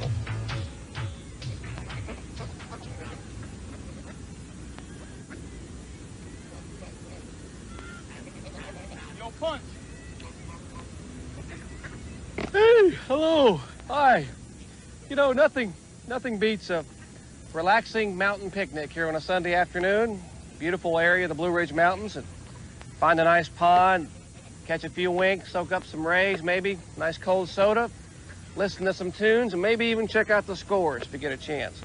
But you know, we're not at a park in the Blue Ridge Mountains. We're here at Martinsville Speedway. And this duck pond, well, it's one of the featured attractions here. When the fans come every Sunday, they get out of their cars and walk to the main gate, escorted by hundreds and hundreds of duck and geese. It's just an outstanding attraction at Martinsville, but you would think you were at some natural preserve in the mountains. The fans love coming here for racing and for wildlife. And so before we get back to racing, I'm going to catch a few winks, I think. Yo! We'll see you after a while. All right, Punch back to work in the pit area now. The green has come out, and we are back to racing on lap number 185. Now, Rusty Wallace has passed Ricky Rudd, so that means that Rusty is back on the lead lap. That is correct. He would be in the 6th position. 6 cars on the lead lap. Just a moment ago on the restart, he was able to move around Ricky Rudd and get back in the lead lap, so we'll see if he can stay there. Now Jeff Bodine moving up. He would like to get back in the lead lap as well. He's running 1 lap down, so is Bill Elliott, who's not too far behind.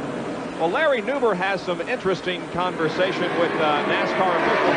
Ricky Rudd pit. Larry, what was that all about? Bobby Scruggs is standing by down here, and he and Larry McReynolds engaged in about a 2-minute conversation during that last yellow flag. That's a long talk in the middle of the race. Ricky was warned to slow down when the yellow flag comes out, so something to keep in mind for the rest of this race. NASCAR officials are watching that. No penalty, but it was a long conversation.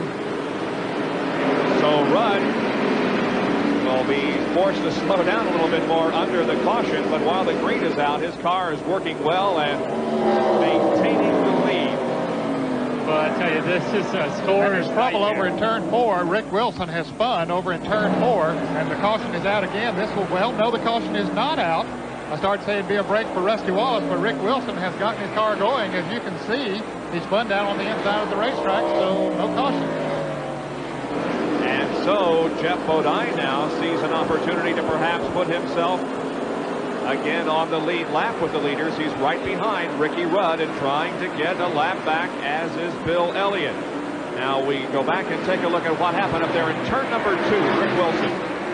Well, he's already in the spinning process, going around down on the inside of the racetrack, makes a complete 360 and just heads right on away. It really didn't look like he ever let off the gas, did it, Ed? No, it really didn't. Looks like another car might have bumped him as he started off at that turn, causing him to spin. Of course, we couldn't see that. So the green remains out now, as there are 5 cars on the lead lap. Well, make that 6 now that Rusty Wallace has moved back into the lead lap and just ahead of Ricky Rudd. He's just barely on the lead lap. What a nightmare trying to score these kind of races, especially when somebody is out of sync like Ricky Rudd and several of the other cars were earlier. Now they've all had the opportunity under this last yellow to make pit stops. They're all back to 0 again. So it'll be a little easier to keep up with the scoring from here out unless somebody gets out of sync again. Now Ricky Rudd is going to be making gestures to the flag man as he comes down through here and say, hey, get him out of the way. He's holding me up. I've got to get away from Bodine back here. I'm sure that Ricky feels in his mind right now that he's faster than Rusty Wallace, but Rusty Wallace feels that he's faster than Ricky Rudd. He said, I passed you, and I'm out here in front of you right now. So it's hard to tell. Those cars are pretty evenly matched right now.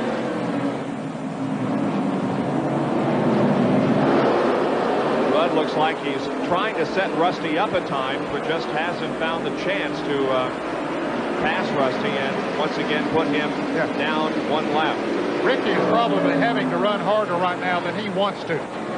He's trying to keep Bodine a lap down, trying to get back up and put Rusty Wallace a lap down. We understand that his brakes might not be as good as they need to be, and boy, it's too early in the race to lose your brakes. They're not quite at the 200 lap mark yet. So Ricky is in a real predicament here. If he does have brake problems, he wants to take it easy. His brakes will come back if he doesn't use them too hard. He would like to keep a guy like Rusty Wallace and Jeff Bodine. He would like to keep Jeff Bodine a lap down, plus get Rusty a lap down, because he knows he's going to have to contend with them later, as strong as those 2 cars are. He really has some decisions to make right along in here. Well, he has dropped back a little bit now from Rusty Wallace, not running him quite as hard as he was a little bit earlier, and I suppose that he is maybe trying to conserve those brakes a little bit. So Ricky Rudd leads the Goody's 500 at Richmond on the short track. Looked like he had a sure win. Is it hard to swallow defeat under circumstances like that?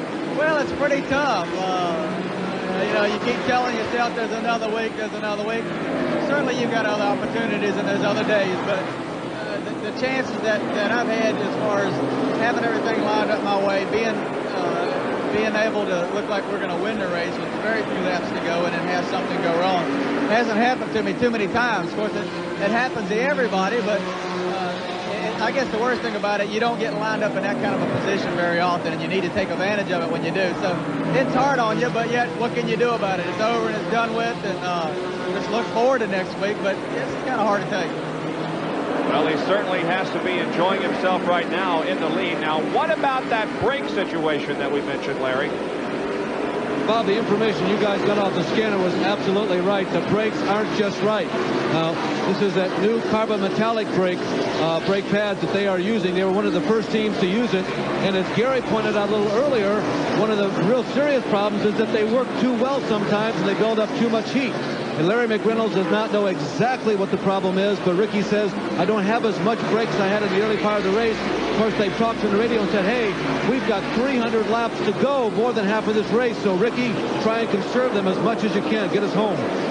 Are those brakes, Gary, used at all the tracks or just on one like this that requires a lot of braking? Well, what we've got here is, like Dr. Jerry Punch had talked about earlier, the Alcon type brake. That is a braking system. That is a caliper and brake rotor that is different than what most of the teams have been using for the past several years. Now what they're doing on top of the Alcon brake system that some of the teams are running, just about all of the teams have gone to this carbon metallic brake pad, brake lining. So almost all the teams are using this carbon brake lining. But what that does, it creates more heat. Just because your brakes are working better, you're going to generate more heat. And that heat will cause the brake fluid to boil inside of the brake calipers. And when that happens, the driver knows right away because the brake pedal goes almost to the floor. And they'll call you on the radio every time and tell you they've got some kind of a brake problem because the drivers don't like going into the turn at Martinsville and having that brake pedal go all the way down to the floor. What a nightmare that must be. All right, let's review for you now the top 15 as Rudd continues to work on Rusty Wallace to try to put him a lap down once again, but Rusty is able to stay ahead of Ricky Rudd for the moment. Top 15, Rudd, Labonte, Sterling Marlin, Alan Kowicki, and Darrell Waltrip. Also on the lead lap in 6th is Rusty Wallace. The lap down is Jeff Bodine, Bill Elliott, Craig Sachs, and Dale Earnhardt. 11 through 15, Schrader, Ernie Irvan, Lake Speed, Davey Allison, and Neil Bonnet with 205 laps completed.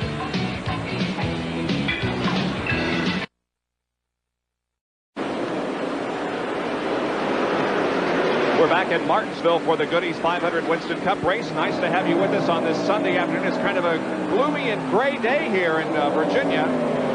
It's held the crowd down just a little bit, but nevertheless, a good crowd is on hand despite the weather conditions. There is the leader, Ricky Rudd, in the number 26 car. In second position is the number 11 of Terry Labonte. Sterling Marlin is in third, but now stands to lose that to Alan Kowicki, who moves to the inside and takes third away from Sterling Marlin. So Kowicki is third. Marlin is back to fourth. In fifth position is Darrell Waltrip. Now, Davey Allison is sandwiched between the number 11 car of Labonte and the 7 of Alan Kowicki. You can see from that camera shot there as Terry Labonte came off the turn and got on the gas pedal, his car right in here, when he hits the gas pedal, the car almost gets light on the left front tire. There's so much horsepower going to the rear tire that concrete is giving such traction under acceleration. Right here, you can almost see a little bit of daylight underneath his left front tire. Right there, look at that. He's really getting a good bite off the turn. That's why he's up in second place right now. Well, Davey Allison, who's trying to move around the car number 11 of Terry Labonte, is running in 14th position. He's 3 laps down, but his car is running well right now. So there's Kowicki, having moved into third position now. And again, you can see how the left front tire comes off the ground on some of these cars as they power out of the corners. That is like drag racing. You know, Bob, a lot of the drag strips have gone to this concrete starting gate. This is almost a drag strip here in Martinsville. And there's Darrell Waltrip now as he is catching up to the number 44 of Sterling Marlin. And now here comes Alan Kowicki on the outside of Davey Allison in the front stretch. And he moves side by side with Davey now. Let's not forget about the 17 car of Darrell Waltrip. It's been very competitive all afternoon. Oh, Darrell, he has such a record here at this racetrack. You know, as a driver, he's won at this track for all the owners that he's driven for. He is really phenomenal here at this racetrack. But, you know, one of the things I remember with Darrell, working with Darrell here at Martinsville, that he just kind of takes his race one lap at a time, doesn't get in any hurry, and he always seems to be there at the finish if his car stays together. As a matter of fact, Darrell Waltrip has won 8 times on this racetrack. Here's Jerry Punch in the pit area. You know, Darrell Waltrip really wanted to win this race today at Martinsville. His win last year here really changed the tone of the entire team. Jeff Hammond, Eddie Dixon, and all the crew, the tie team really came together after that hard-fought last lap victory here a year ago. They built a brand-new race car. Banjo Matthews built the race car for him, and they brought it up here 3 weeks ago to do some tire testing for Goodyear. So he's had more laps on these tires with a brand-new race car than anyone else up here. Little wonder Waltrip running so well here at Martinsville.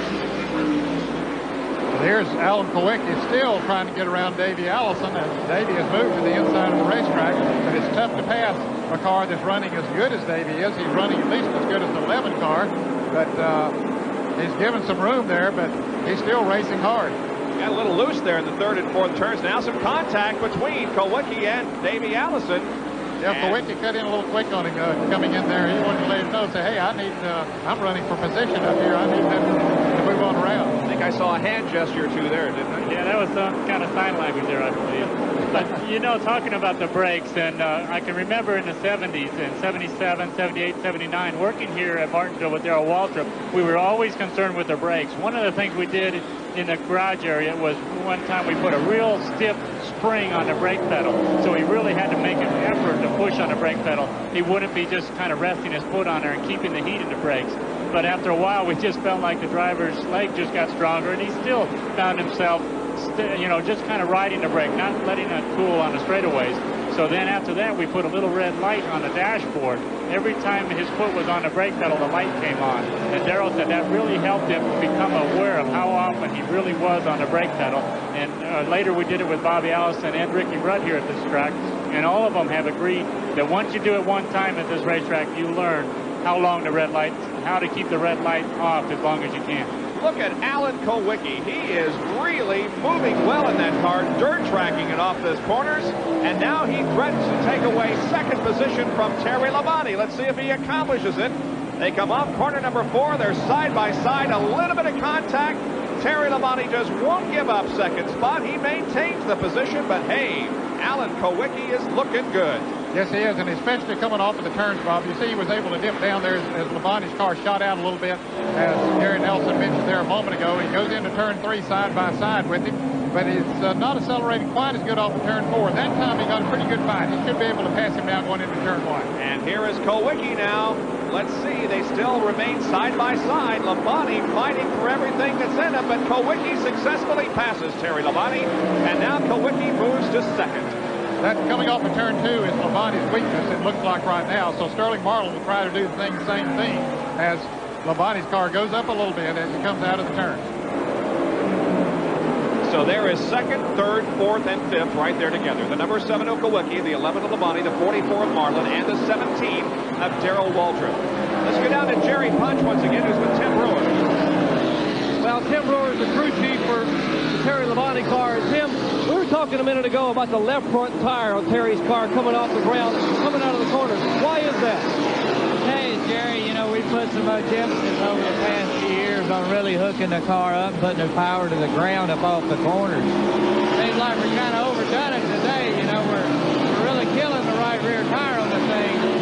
But hopefully we can change the stagger configuration later on at next stop or so and get the thing to run just a little bit freer, a little bit smoother line up off that corner, because I think it's really hurting the car right now. Your car is sort of backsliding now. Kowicki has gone by, Sterling Marlin just passed him, and now Darrell Waltrip's working on him. Is there a problem other than just the handling of the car? Yeah, there is. Like we were saying, you know, the car is too tight right now in the middle of the corner. He's having to hustle the car, work the wheel and the gas to get the thing off the corner. And after you do that for a number of laps, you know, it has a tendency to abuse the tires, and that's the reason the car isn't running that well right now. Well, they are somewhat at a disadvantage here. They do not have the short track car they wanted to bring here. In fact, the car they won with at Wilkesboro earlier in the year, that was a car they wrecked a week ago at Dover, Delaware. So this car they're running today actually is an intermediate Speedway car, not their short track car. Well, what Tim was saying there is that the car is getting a good bite off the turns, but what it's not doing is using its front tires at the same time. So you've got 4 tires on the race car. You wish you could use all 4 of them equally to get around the corners and just use your rear tires maybe for driving once you get straight. Terry Labonte's car is carrying that left front tire, causing the car to really abuse the 3 tires that are still on the ground. Yeah, you can't keep all 4 tires working on a track like this. You just simply, it'll catch up with you after a period of time. You can see the car continues to slip out a little bit. Darrell Waltrip still on the move. He's running in 4th place there right now, right on the back bumper of Sterling Marlin in the Piedmont Airlines Oldsmobile. Marlin running in the 3rd position. There is Darrell's progress. Started 20th, was up to 8th at the end of 50 laps, was 5th at the end of 100. was runner-up at the end of 150, and now at the end of 230 laps, he is in 4th position. There are 2 people that would like very much to see a caution flag come out right now. Terry Labonte, so they can perhaps free up that car a little bit, and also Rusty Wallace, who is continuing to run, or is he? I was just about to say he's continuing to run ahead of Ricky Rudd and be on the same lap, but that's not necessarily the case, as Rudd and Wallace are side by side. Who has the advantage here? That's Phil Parsons on the inside. They're drag race down the long front straightaway here. Rusty fighting desperately to stay on the lead lap, and Rudd would like very much to put him back, and I believe that Rudd, well, I'm not going to make any judgment right now. They're side by side. Well, he has the inside position. I think that he'll be able to take him after a couple of laps because the inside position is the place to go. You see, he gets hooked up coming off of that turn and is able to move ahead of him. Although Rusty's not giving up. He pulls it right back in there on the outside. But now, Rudd's car is hooked up good coming off the turns. He gets good traction, and he is able to move around. Okay, so we go back now to 5 cars on the lead lap as Rusty once again goes a lap down. We'll be back with more of our live coverage here at Martinsville, Virginia Speedway.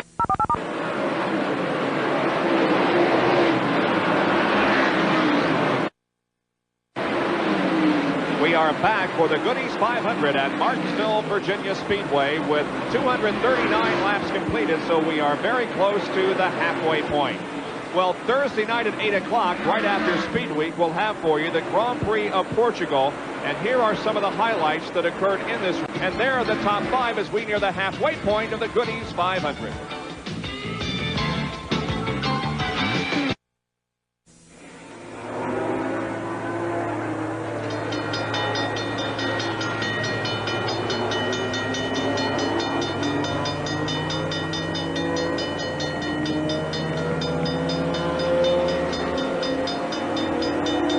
The engineers on the train can look over the backstretch wall and see Martinsville Speedway as the train track runs right along the backstretch. And we welcome you back to Martinsville, Virginia Speedway, where Ricky Rudd in the number 26 Quaker State Buick continues to lead this race. And he, quite frankly, is pulling away from the rest of the field right now. Kowicki is second, Marlin third, Waltrip is fourth, and Terry Labonte is in fifth. But there's certainly no evidence that Ricky Rudd is experiencing a real serious brake problem. Well, that car is working very well. He's driving it very well and is just pulling away from the field. He's about 6 seconds ahead of Alan Kowicki, who is running in second place. Sterling Marlin has moved up to third now. He got around Darrell Waltrip. Darrell Waltrip running fourth and Terry Labonte fifth. Those are the only 5 cars in the lead lap. And right now, Ricky Rudd is only about a quarter of a lap from lapping the car number 11 of Terry Labonte. Now let's review our mid-race summary. Ricky Rudd, the leader at the halfway point. He had led 86 of the 250 laps. The average speed of the race, 73.961 miles an hour. 5 caution periods for a total of 30 laps. We have had 6 leaders and 6 lead changes and 5 cars on the lead lap at the halfway point. Those that are out of contention, Dale Jarrett involved in an early crash. Morgan Shepherd also involved in that incident. Harry Gann had an engine go away. Mike Alexander, is behind the wall, and so is the number 30 car of Michael Waltrip. So that's where we are in the Goodies 500. And now we see Bill Elliott at number 9 and the number 5 car of Jeff Bodine as they battle for 7th position. And right behind them is the 2nd place car of Kowicki. Remember that Bodine and Bill Elliott are a lap down. Just in front of them is Rusty Wallace, who is currently running in the 6th position. He also is a lap down. Alan Kowicki having no problem moving on the inside of Jeff Bodine. We saw him the first 100 laps trying to pass him for 2nd position, but now coming up to put a lap on him, is able to move up on the inside pretty easily. Although Jeff is hanging out there pretty tough, but he should get him coming off the turn and the 3 that are in contention for the Winston Cup at this moment, namely Bill Elliott, Dale Earnhardt, and Rusty Wallace, are all a lap down. They are in the second 10, or the second 5 through 10. So at the moment, nobody stands to pick up a great amount of points on anybody else. And now Dale Earnhardt, who is shown in 11th position, just a few laps ago was passed by Ricky Rudd. That put Dale 2 laps down. there are 5 cars that are 1 lap down, that being Rusty Wallace in 6th place, Jeff Bodine in 7th, or Bill Elliott now has moved into that position, Jeff Bodine in 8th. Greg Sachs is 9th, and the 10th place car, number 25, is Kenny Schrader, running 1 lap down. You know, I was thinking about what we saw at the railroad tracks just behind the back straightaway grandstands. I mean, the grandstands go up to a fence, and then there's a railroad track right there. Then you go here to the front stretch, and right behind the front stretch grandstands is a big duck pond. So I got a feeling if we went way back in history when they first built this racetrack, they said we want to build a racetrack right here between these railroad tracks, between this duck pond, and make it as big as we can. And that is probably why this track is so out of proportions. The straightaways got longer because they couldn't make them any farther apart. There's not much room to expand here. There are some areas at the end of the racetracks that you can expand a little bit, but who would want to expand this exciting racetrack? Jeff Bodine running in 8th position. He qualified 3rd fastest. With the speed so equal, can you tell the difference between a fast and a slow lap in qualifying? You can really tell the difference. If you cut a good lap here at Martinsville, the car sticks getting into the corner, it turns in the middle, then you can get in the gas coming off. You really can feel that little bit of difference that you see in qualifying. You can feel it with the steering wheel, with the gas pedal. So Jeff Bodine having a good race if he can only make up a lap and get back on the lead lap. But the way Ricky Rudd is running right now, it's tough for anybody to make up a lap. There are the number 27 cars, the number 9 car, and the number 7 machine. Elliott and Rusty Wallace a lap down. Coming up on the inside to pass Richard Petty is the 2nd place car of Alan Kowicki. Here are 2 of the 3 principals in the Winston Cup battle right there on the track battling together. Rusty Wallace and Bill Elliott. It seems like Jeff Bodine dropped back just in the last several laps. He was almost inside of these 2, or really right with Bill Elliott and Rusty Wallace. Now he seems to be falling back. He's just now coming on the screen, at the top of the screen. Jeff Bodine may be having some kind of a problem. The number 9 car of Elliott certainly showing some muscle as he has picked up 2 positions in the last few laps, and now Bill Elliott goes to 6th. Meanwhile, it is still Ricky Rudd leading, and he has lapped the number 11 car of Terry Labonte, and so there are only 4 cars now on the lead lap. Let's see how Ricky passed Terry. Well, as Terry Labonte's car went out a little bit coming off of turn 2, as we've seen it do so many times this afternoon, you see that little bobble there. Ricky Rudd moved on the inside of him and moved right around. Now there are only 4 cars in the lead lap. Let's go down once again to the pit area. Larry Newber remains in the Ricky Rudd pit. Well, this is Larry McReynolds, crew chief on Ricky Rudd's car. A little earlier, Larry, you said the brakes were soft. Apparently that went away. I really didn't hear you, Larry. A little earlier we talked about how the brakes were going away. Are they better now? Yeah, I think you asked me about the brakes. Okay, as long as he can stay out front, not be smothered behind another car where it's knocking the air out of the air ducts, he's okay with them, which right now leading the race, you know, it don't seem to be a big problem. He hadn't really complained about them in the last 50 or 60 laps, so maybe he'll stay like this the rest of the way. Will he continue to try and lap as many cars as possible? Will he be ever coast at any time? Absolutely, absolutely. You know, we don't have a choice but, you know, to just try to run as hard as we can down the straightaway, coast through the corner, and put as many of these cars down the lap that we can in case we do get into a problem. Well, what Larry commented about was that Ricky is going to continue to try and put as many people a lap down as he possibly can. Remember, this is the guy who has won twice here in the last 5 years, and now he has led the last 6 short tracks in a row. Ricky Rudd is tough on the short track. No question about it, Larry, but he's losing a little bit of ground right now to Alan Kowicki, even though Kowicki has been coming up through some of that traffic.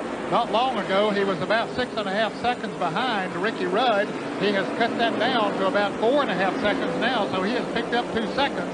But we do keep in mind that Ricky Rudd is perhaps not pushing his car as hard as he absolutely can.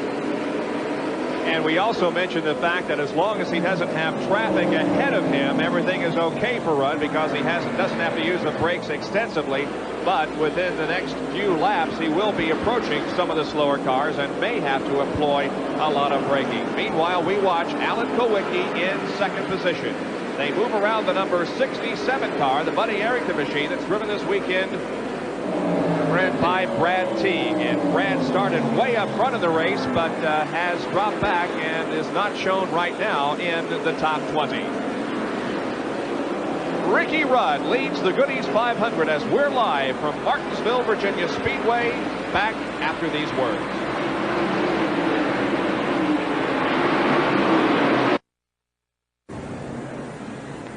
We are under caution for the sixth time. We ran quite a few laps there under green, but now a yellow flag, and Jerry Punch is there to call the Alan Kowicki stop. 4 tires for Alan Kowicki. He's down and away. A good pit stop under yellow for Alan Kowicki, but a possible problem for the Alan Kowicki team is they may have a radio communications problem. They told me they are unable to hear Alan here in the pits. In fact, they have even commented maybe we could help out a little bit because we have radio communications with Alan by way of our broadcast radio, so maybe we may have to relay a few messages later on for the crew here. Well, we ran into a similar situation a few years ago at Pocono during an IndyCar race, and we will not be passing any messages along because that's certainly taking advantage of a situation that not all competitors have. Here's the reason why we are under caution. It occurred in turn number 4 as Jimmy Means and Michael Waltrip got together.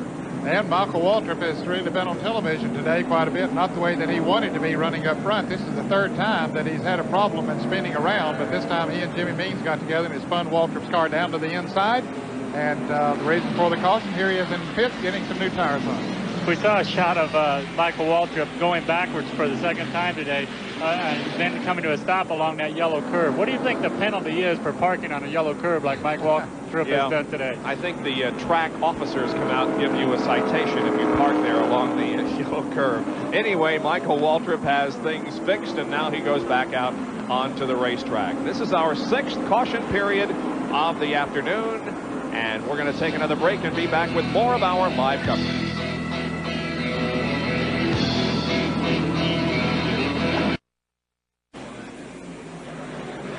And we are back at Martinsville, and we went green, and then we went back yellow. And through all of that, Bill Elliott tried desperately to get his lap back and couldn't. Another incident down in the 3rd and 4th turns is what brought out this caution. And here is Elliott's attempt to get back on the lead lap. Boy, he really tried hard. He tried on the inside, then whipped to the outside, but Ricky Rudd said, nope, I got to keep you a lap down. You're too tough right now. Davey Allison spun down in the 3rd and 4th turns. That's the reason for the caution. He kept going, however, and all is well. And you can see they're lining up for the restart. Now, an interesting thing here we haven't talked about. The slower cars line up. Well, they used to. Yeah. Sometimes they do. They lined up on the outside. But today, the slower cars, the cars that are 1 lap down or more, are starting on the inside. But usually here at Martinsville, they start on the outside because the lower group is the faster group. You're watching the Goodies 500 Winston Cup race on this Sunday afternoon, and we're glad you could be with us. And our live coverage today coming to you from Martinsville, Virginia Speedway. Just about to go back to the green flag. Elliott will be trying once more to get his lap back. Rudd got the jump on him the last time. Let's see if he's able to this time. I believe Elliott will be a little more ready for it. Here they go. Rudd once again with a good jump off the corner, and for the moment, and look at the contact there as Elliott nudged Rick just a little bit. Well, there's 2 races going on right here, right up front. You got the lap down cars of Bill Elliott, Jeff Bodine, and Rusty Wallace, and then you got the lead lap cars of Ricky Rudd, Darrell Waltrip, and Alan Kowicki. All of them are racing each other, and Ricky Rudd's job is to keep all of them behind. Waltrip in the 17 car is 2nd.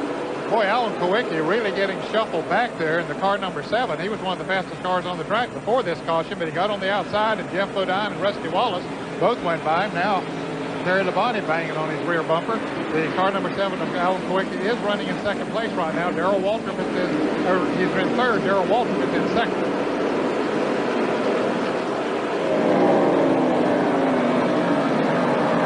Let's go back to the Ricky Rudd pit where Larry Newber has a report on tire wear. Larry?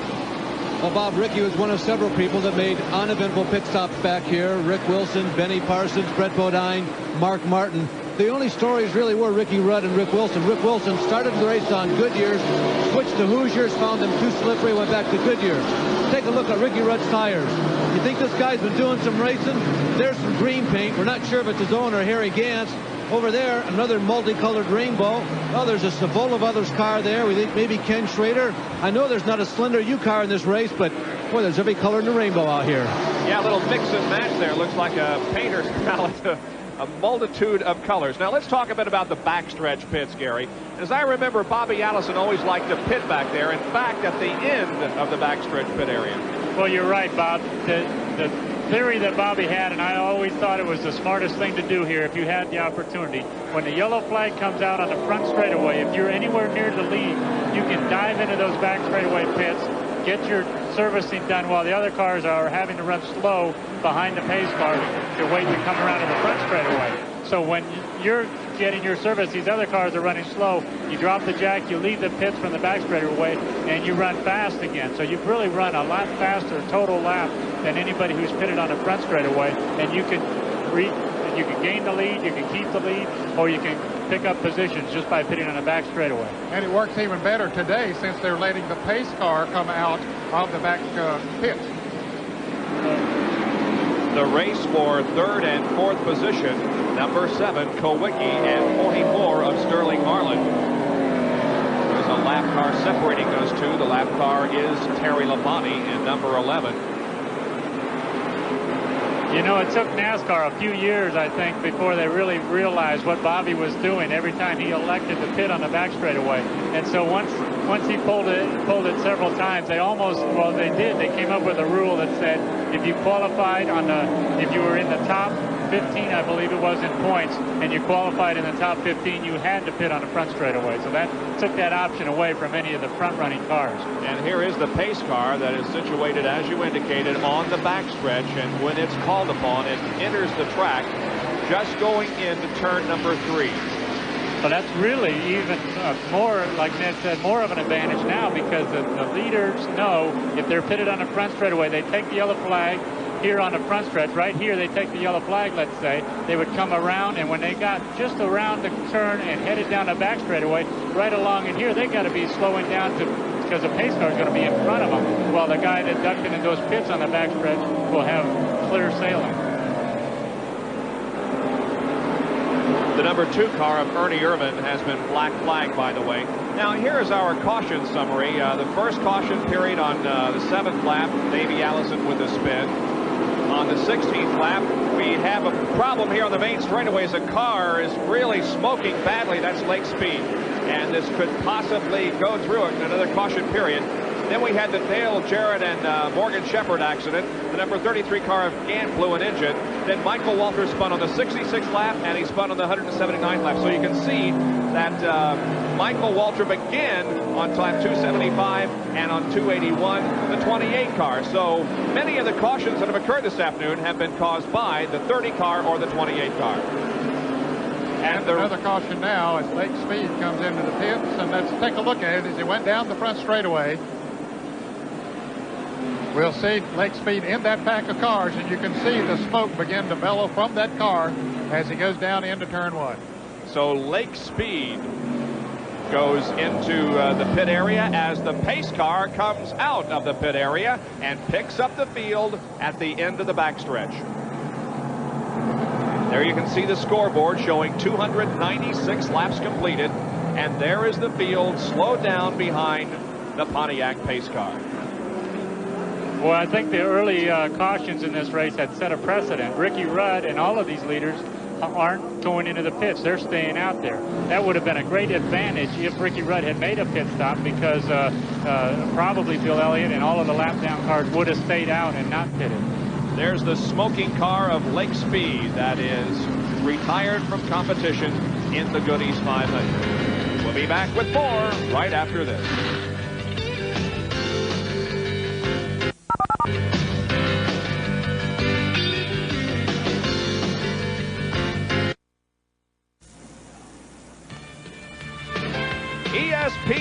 Speed World, live at Martinsville, Virginia Speedway for the Goodies 500. Being brought to you by Xerex, the antifreeze coolant for extreme conditions. By Stanley Works. Stanley helps you do things right. And by Dickies, they're America's favorite work clothes. The geese on the pond behind us don't seem to be excited the way we are here on the racetrack itself. We are under our 8th caution period of the day with just a little less than 300 laps completed. You can see Davey Allison moving out of the backstretch pits as the lead is continued to be held by Ricky Rudd. A lot of unique things about Martinsville, Virginia Speedway. And one of those is located right down here in front of our broadcast position. Just coming off of turn number 4, here is a track fact.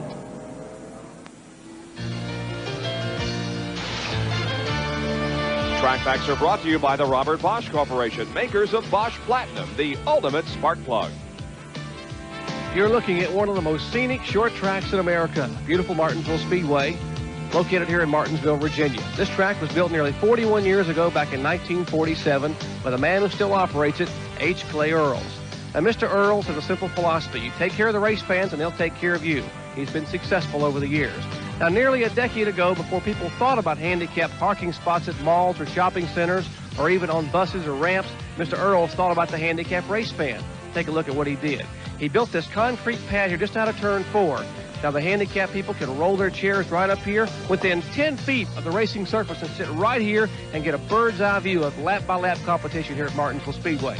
He also thought about how he would get them here, easy, and get them out. Well, take a look. He built a concrete ramp. You come right from the outside parking lot, up the ramp, watch the race, and leave. Mr. Earl, certainly a man way ahead of his time. Just one of the very unique aspects about this racetrack. You can see that the handicapped area is not positioned, not populated too much because of the weather conditions. The field goes by the handicap position out of turn number 4, and the battle is for the lead as Darrell Waltrip and Ricky Rudd are side by side, and Waltrip wants to lead a few laps. And boy, he's trying to do it the hard way by passing on the outside, and he might be able to do it. Here comes Rudd back on the inside. Boy, that's a tough way to do it, Bob. 198 laps to go. Perhaps Waltrip said, okay, I'm going to lay back for the first 300 laps, and the last 200, I'm going to go for it.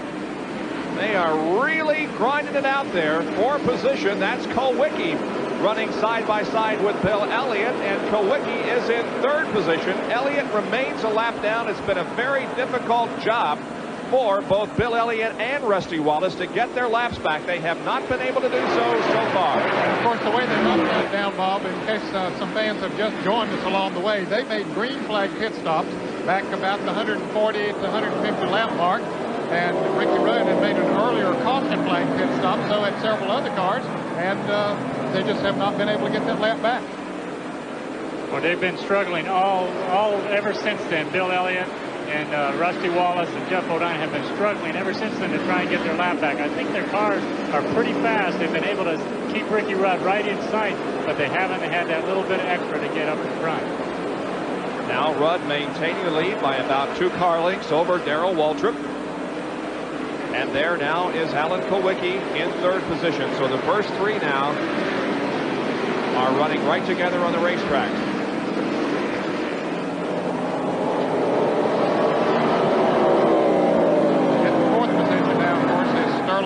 He's the only other car in the lead lap. Let's go to Larry Newber in the pit area, who can show us how some of these cars are held together. Now, Bob, you're looking at Michael Waltrip's car. You guys have been commenting about how many yellow flags he's been involved in. You can see all the yellow flags results of this race car. You can also see a lot of bungee cords holding the front end on. They've had problems with the body work. They've had a bent tie rod. They've got some gaffer's tape that's also holding the car together. The problem right now is a strut rod that was rubbing against the tire. So more work on the bungee cord, more work on the gaffer's tape, and Michael's standing by. Matter of fact, he just got in. They're ready to go back out. We noticed that a while ago, those bungee cords that were holding on the front end of the race car. You know, Michael isn't one of those who is necessarily in a hot battle as far as the points are concerned, but to have the car just out there on the racetrack and showing up on national television is a lot for the sponsor, the Country Time Lemonade in Michael's case. Terry Labonte in the number 11 car working to the inside of the Greg Sachs machine, car number 88. And, of course, that would be for position. That should be for the 7th position. Both of those cars are running 1 lap down.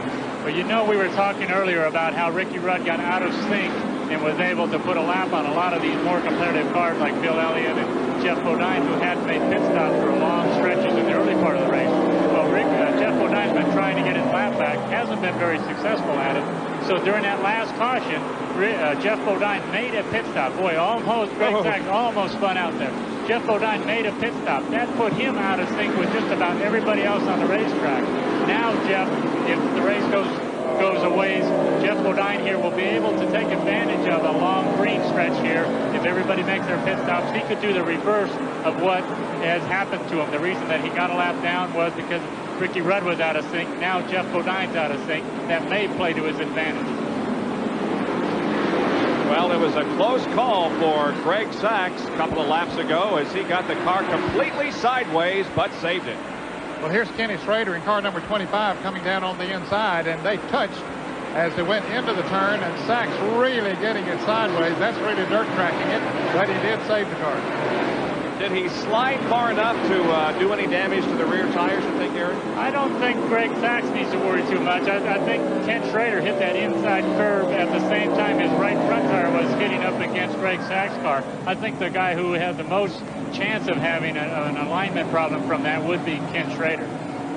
Now Jeff Bodine is really moving up through the traffic. Remember, he's still a lap down. The 44 car is on the lead lap in 4th position. But Bodine in 5, Wallace in 27, and Labonte in 11 are all a lap down to the leader, who is Ricky Rudd, and 2nd place there is Darrell Waltrip, as those 2 cars have now pulled away from the field. And here are those 2 cars that we saw a moment ago. They're still going at it. Kenny Schrader still trying to get around Greg Sachs. They've banged together a couple of more times since we saw that encounter there a moment ago. They are racing for position. They're racing for the 8th and 9th position there at the moment. Greg Sachs holding down that 8th position, but Kenny Schrader is trying to take it away. But right now he's backed off a little bit. Ken Schrader, he has been trying awful hard. I've seen him right up against the curve almost all morning or all day so far. And here he is again, just inches from that curving. We've completed 316 laps. And once again, we're watching Greg Sachs and Ken Schrader, the 88 and 25, battle for 9th spot.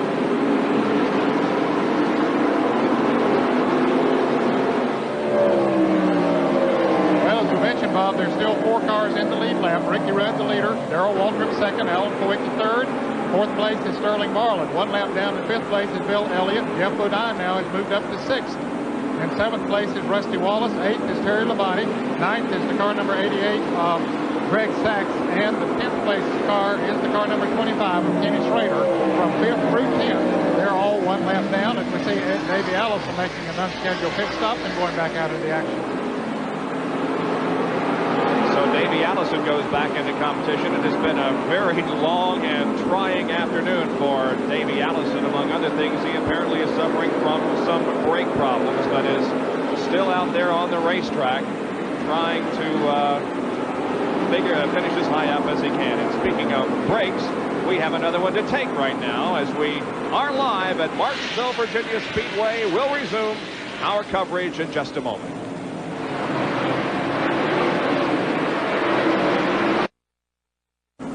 It's lap 323, and we are under another caution at Martinsville. This because of debris on the racetrack, but it has brought nearly everyone in for a pit stop except Ricky Rudd. Now there goes Rusty Wallace out of the pits, Sterling Marlin, the 17 of Waltrip, Dale Earnhardt is out, the 25 of Schrader, Labonte, and Jeff Bodine. Let's talk about strategy here. Was this a good move by these guys?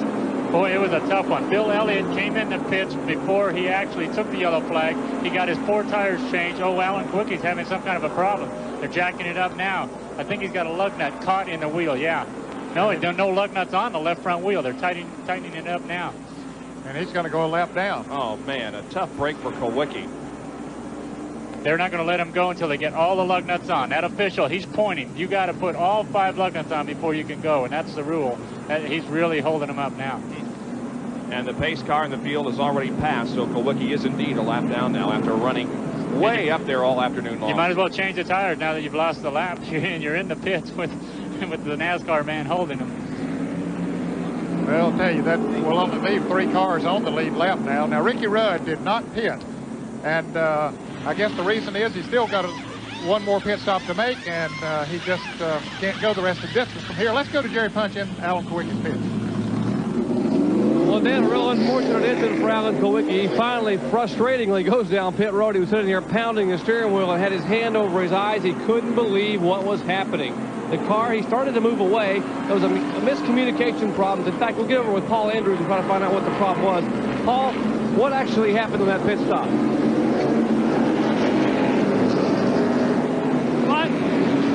What happened there, Paul? Well, here's a replay of Bill Elliott coming into the pits much sooner than everyone else, just as the caution flag came out. You can see Elliott just got away before here's the pace car in the front stretch. Elliott almost went down a lap, but that move will put him first on the restart. See, Elliott's on the inside. He doesn't need to be there. Well, no, take that back. Ricky Rudd never made his pit stop. That puts Elliott on the inside. That's right? He's right where he belongs. New tires. Ricky Rudd sitting there with old tires. Maybe he can get his lap back now. All right, we apologize to Jerry Punch there for interrupting him, but we were about to go back there. Now, what's wrong with Sterling Marlin? As the green flag came out, I believe he blew. There's a lot of smoke from the car. He just pulled it up on the outside of the racetrack. A lot of smoke from that car, number 44, as the green flag waves. But Sterling Marlin now gets it down into the pit, so apparently he's out of harm's way, so the green flag should stay out. Alan Kowicki had just come back into the pits, and now he's gone back out again. And look at this. Elliott has a lap back, and now Rusty Wallace is trying to do so. And what we have seen here in the last few laps, 2 of the 4 that were on the lead lap have really done themselves harm, namely Sterling Marlin and Alan Kowicki. And, of course, these 2, Bill Elliott and Rusty Wallace, were running a lap down, but with fresh tires, since Ricky Rudd chose not to come in during this caution period, they were able to move around, and so they need a caution. Now Sterling Marlin gets whatever it was fixed. He goes back out into the action. He's a couple of laps down right now, but boy, there was a lot of smoke coming from that car, so the fire extinguisher might have went off in that car. It was either a fire extinguisher or maybe an electrical fire. Maybe they have some cooling fans that'll fan the rear end cooler. Sometimes the wires short out and the insulation will melt. It was one or the other, because he's back up to speed now.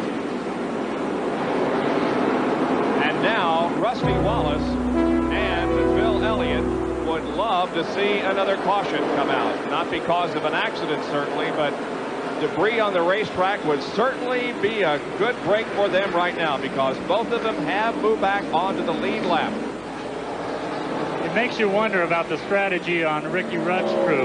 You know, everybody pitted on that caution. They've gone a long time since they have made pit stops, and Ricky Rudd had an opportunity on that last caution. He stayed out there with the older tires compared to the 9 and the 27 car. They were able to get their laps back. And look at this. Darrell Waltrip is going for the lead. He's got the inside line on Ricky Rudd down the backstretch. They're side by side entering turn number 3. I believe Waltrip is going to grab the lead here for Ricky, who has led the last several laps. And indeed, Darrell Waltrip leads the Goodies 500. Well, I'm sure that his thinking, Ricky Rudd's thinking was, or the crew maybe, was that they had still had another pit stop to make. So let's just stay out here. But they perhaps didn't think about all everybody else coming in and taking on fresh tires and getting back in the lead lap. So as it turned out, it might have been too smart. Let's go down to the pits. Sterling Marlin is back in the pits. Jerry Punch is there. Well, the problem with Sterling Marlin's smoking car, when the restart came out and the car wouldn't go, the ignition box inside the car caught on fire. He came down pit road with the car sputtering. Obviously, the ignition was burning. They put the fire out, and he went back on the racetrack. Well, he ran about a lap and a half, and the car quit. Apparently, they have burned a significant number of wires in the wiring harness, and now they have the hood up, trying to get that fixed, and Sterling is sitting here failing to there's smoke from outside of the cockpit. Tough break for Sterling Marlin. Well, I've seen that before, and what it really, the thing you need to worry about the most right now is Sterling Marlin. Those fumes from that insulation burning will just, they're toxic, they'll just knock you right out. That car was full of that smoke, so Sterling Marlin has got his lungs full of that kind of smoke. I'm sure he's feeling some, he's wishing for some fresh air right now. Let's go back a few laps ago and look at how Darrell Waltrip got the lead from Ricky Rudd. Well, they came off of turn 4 and got on the inside of Ricky Rudd, and then as they went into turn 1, where they are right now, he pulled up beside of him, stayed even with him coming off of the turn, and then went on down the backstretch, drove in just a little bit deeper, not too much than Ricky Rudd, but is able to maintain that bottom groove. And of course, when he comes off of the turn, he gets the traction and takes the lead. And so Waltrip now separates himself from Ricky Rudd by just a little bit. He's the defending champion of this race. Do you replay in your mind that exciting win last year at Martinsville? I had to go back and look at the tape myself to figure out what happened. You know, Terry and I bumped a little going into 3, but really the whole deal started back here in turn 2. Terry got outside of Dale, and Dale put him in the wall. It slowed them both down. I had a full head of steam. I was able to get in under Terry, and Terry turned in front of me then, trying to predict his position. I nursed him. He shot into Earnhardt. The Red Sea parted, and I came through. And that's the way it happened last year when Darrell Waltrip won here at Martinsville. And he's on his way to a victory again. There's Waltrip down the backstretch on lap 339. Second position is Ricky Rudd, and one guy who is not going to win his 16th race of his career here at Martinsville is Richard Petty. Larry is there. Well, Bob, here's Richard Petty's car. I know many of you always wonder what's happening to Richard Petty. Well, the car has been in the pits for about the last 15 minutes. This is the all-time leading winner here at Martinsville with 15. They have a host of problems in the rear end of the car. Now, Ned and Gary have comment about Ricky Rudd and why they didn't stop. I talked with Larry McReynolds, and Larry felt that they could hold on to their position on the racetrack. They wanted to keep as many cars one lap down as they possibly could, but the strategy didn't work. He did tell me they only have 30 laps on the current set of tires they have on the car. Dallin and Darrell Waltrip's pit, by the way, Jeff Hammond made some good decisions, and Jerry Punch is right there. They have really been biding their time here in the Tide pit. I'm with Jeff Hammond, the crew chief for Darrell Waltrip. And Jeffrey, the decision that you made a couple weeks ago to bring a new race car here may have made the difference. Tell us about the new car. Well, back early in the spring, we talked about building a new rear steer short track car. So here about midway through the year, we went ahead and built us a new Banjo car. And it really seems like it's working well today. And, you know, if everything holds together, maybe we'll wind up winning a first short track race last year. We just decided we'd try something a little different. You know, we're just going to have to keep working on our other program, try to get it better also. The big difference there is the front steer versus the rear steer. Now, back when Darrell Waltrip was dominating the short track, driving for Junior Johnson, he was driving a rear steer car. When he moved over to this team, he was driving a front steer car. They had very limited, if any, success. Darrell said, hey, let's go back and build an old rear steer car from Banjo Matthews and see what happens. And you see what happens. We're seeing the Darrell Waltrip of old running up front. But you know, that's been an ongoing debate for the last probably 7 or 8 years in Winston Cup racing, front steer, rear steer. It seems to me over the last few years I've been keeping a pretty good eye on it. The drivers, when you give them a choice, they almost always go for the front steer car. But when you look at the record and you look at what's been happening, Dale Earnhardt's been exclusively rear steer. Bill Elliott has been exclusively rear steer, and most of the other drivers have gone back and forth over the years. So you almost have to say, well, here's the record on what rear steers have done. Here's the record on what front steers have done.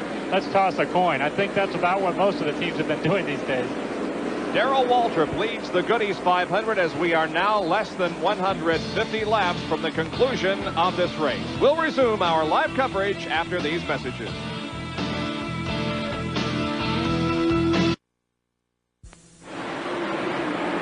Coming up next here on ESPN, just down the road from Martinsville, Virginia, in Charlotte, North Carolina, the final round of the Senior PGA Tour, the Payne Weber Invitational. That will be live right after our coverage of this Winston Cup race here at Martinsville. And this person obviously has lost interest in the Winston Cup race and is awaiting a start of that golf tournament.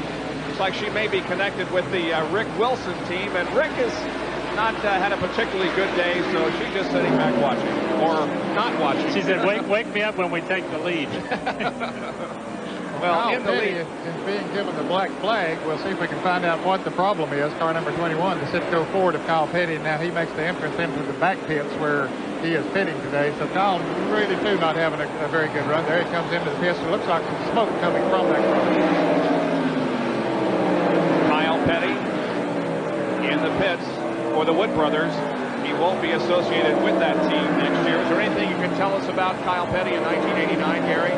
Well, as you know, we've had this research and development team over this whole 1988 season under Rick Hendrick's ownership. Now we've been talking with Kyle Petty and a Charlotte businessman about taking over the team and going racing. Nothing's signed yet. We're still talking, but things look pretty promising. All right, so that could be the situation for Kyle Petty in 1989. He goes back out on the racetrack. There, by the way, is Rick Wilson. We talked about him a few minutes ago as he's with the leader, Darrell Waltrip, and there are the number 9 cars and the number 27 car, and they are back on the lead lap once again, 3rd and 4th position. In second place is the 26 car of Ricky Rudd, and there is Darrell Waltrip, the leader of the race. So they're pretty comfortably back on the lead lap, and there, of course, is second place Rudd. It's going to take some new tires for Ricky Rudd to get back in contention for the lead, or Darrell Waltrip to have a problem. Ricky Rudd has kind of faded over the performance we've seen earlier, but you gotta admit his tires are much older and much more well used than anybody else's on the racetrack. Yeah, he's been doing a good job out there for as long as those tires have been on that race car, and it's down to the point now we're just past the 350 lap mark where if he makes one more pit stop, he can go the rest of the way from here. The black flag Kyle Petty again. He has come back in. There was a lot of smoke coming from the right front, so apparently he had a brake line broken or something wrong with the brakes over there. And there's a spin over in turn 3. It is Sterling Marlin, and Ken Bouchard spins in there as well in car number 10. Both are sitting near the outside wall, out of the groove in turn number 3, but a yellow does come out on the racetrack, and this is the break that Bill Elliott and Rusty Wallace have been waiting for. And Ricky Rudd. Ricky Rudd needing a pit stop as well, but as you say, Rusty Wallace and Bill Elliott had gotten back in the lead lap, so now that'll put 4 cars in contention for the win. Yeah, a break for Ricky Rudd when you think about it is in terms of getting new tires and getting back in the lead, but not really that good of a deal when you think that he's got 2 more contenders now in the lead lap that he's going to have to race later on in the race. Sterling Marlin's car still on the racetrack, stalled, so the pace car comes out, and now we'll be seeing more pit stops made. There's Rudd, who's already in the pits, getting those fresh tires. Pitted right ahead of him is Mark Martin, and there is the leader of the race, Darrell Waltrip, coming in for a stop. Jerry Punch is there to call it for us. Tide Chevrolet comes down pit road and will make a 4-tire change. Back again for Darrell Waltrip. Darrell Waltrip sitting, getting a nice cold drink, pulls the microphone away. And, of course, Ricky Rudd's car coming out of the back pits, already exiting in turn 3. Left side tires going on the Tide Chevrolet. Eddie Dickerson, Jeff Hammond, and Ricky Rudd will come by and take the lead while Waltrip gets his 4-tire change. He is down and away. Well, there's a classic example of pitting on the backstretch. Ricky Rudd was running in second place, and now he comes out in front. I timed the difference there. Ricky Rudd and Darrell Waltrip were running together when they came into the pits. Ricky pitted on the backstretch, Darrell on the front. Darrell pulled out of the pits 6 seconds later than after Ricky Rudd drove by the exit to the front straightaway pit road. The 27 car of Wallace and the 9 car of Elliott both successfully complete their stops and move back out onto the racetrack. And so when the green comes out again, we're going to see some exciting action as the Goody's 500 continues live on ESPN.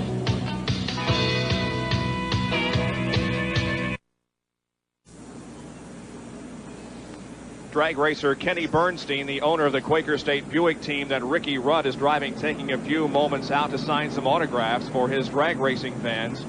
He has seen his driver, Ricky Rudd, in very good shape throughout the afternoon, and now he is still up there in contention. Now let's summarize the pit stops for you that were just completed.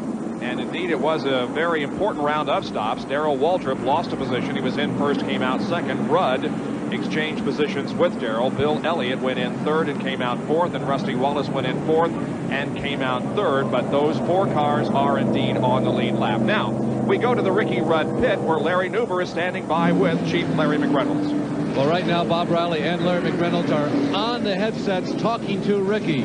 Each time they go by here, they stop as the engines roar by, and then they go back and talking to him. As soon as this sentence ends, we'll see if we can tune in and find out what the essence of the conversation is. They feel as though they're in a position now to win this race. They have felt they've had potentially the best car all afternoon long. They obviously were very disappointed when they let those leaders get by. Larry, what's the conversation right now?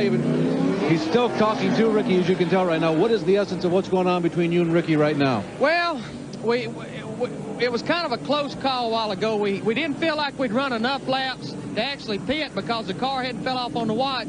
But by Rusty and Bill having stickers on, they got their dadgum lap back. So it was a bad call on my part, because if we hadn't done that, it'd probably be us and Darrell racing for the lead, you know, only cars on the lead lap. But I think we can outrun Bill and Rusty, even though they're back on the lead lap. But this yellow came at a good time, well inside that 140-lap window, so they definitely can go the distance on the tires. We can go the distance now.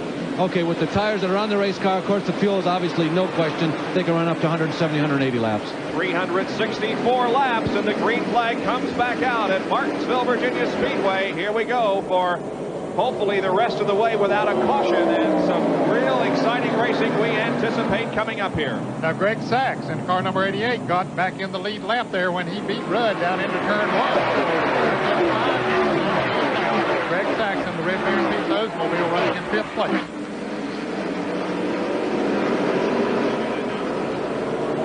Of course, Darrell Waltrip running in 2nd place right behind the leader, Ricky Rudd. 3rd is Bill Elliott. No, Rusty Wallace now has moved into 3rd, and Bill Elliott has dropped back to 4th. Elliott beat, and trouble again up in turn 4. It's Michael Waltrip once again in car number 30.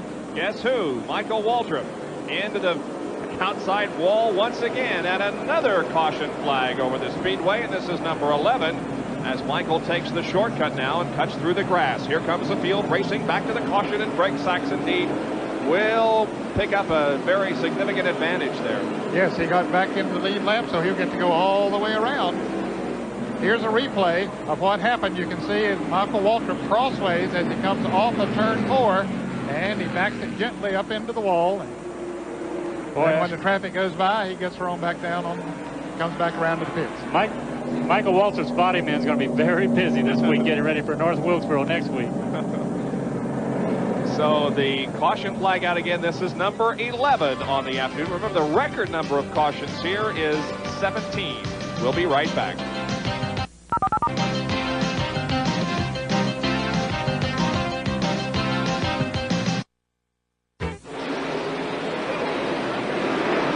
Back at Martinsville, some real bumping and banging going on there as we are back to green, and Jeff Bodine and the 27 car of Rusty Wallace and the 25 car of Schrader racing very close together. Now the lead is being held right now by Ricky Rudd. There he is in the Quaker State Buick, the green car. 2nd position now, however, is Rusty Wallace. Rusty has moved up through the pack, is really running strong right now. Alan Kowicki trying to get his lap back that he lost in the pit, so he's trying to move around Ricky Rudd just in case another caution comes out. And a little bit of a friendly hand gesture there by Rusty Wallace, signaling Ken Schrader, saying, "Thank you, Ken, for moving over and allowing me to pass without any problem."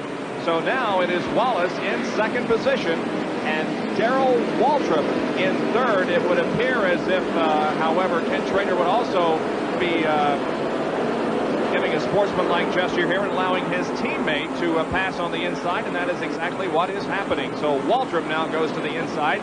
Let's see what happens, though, when there is a bit of a competitor back there. That's Bill Elliott, and it's not going to be so easy for Bill. Not quite as easy as it was for Darrell Waltrip. Elliott now running in the 4th position, Waltrip running 3rd, and running in 5th place behind them, only 2 car lengths behind Bill Elliott is the car number 88 of Greg Sachs, who has done a marvelous job here this afternoon. Has fought his way back from being a lap down and now running in 5th place in the lead lap.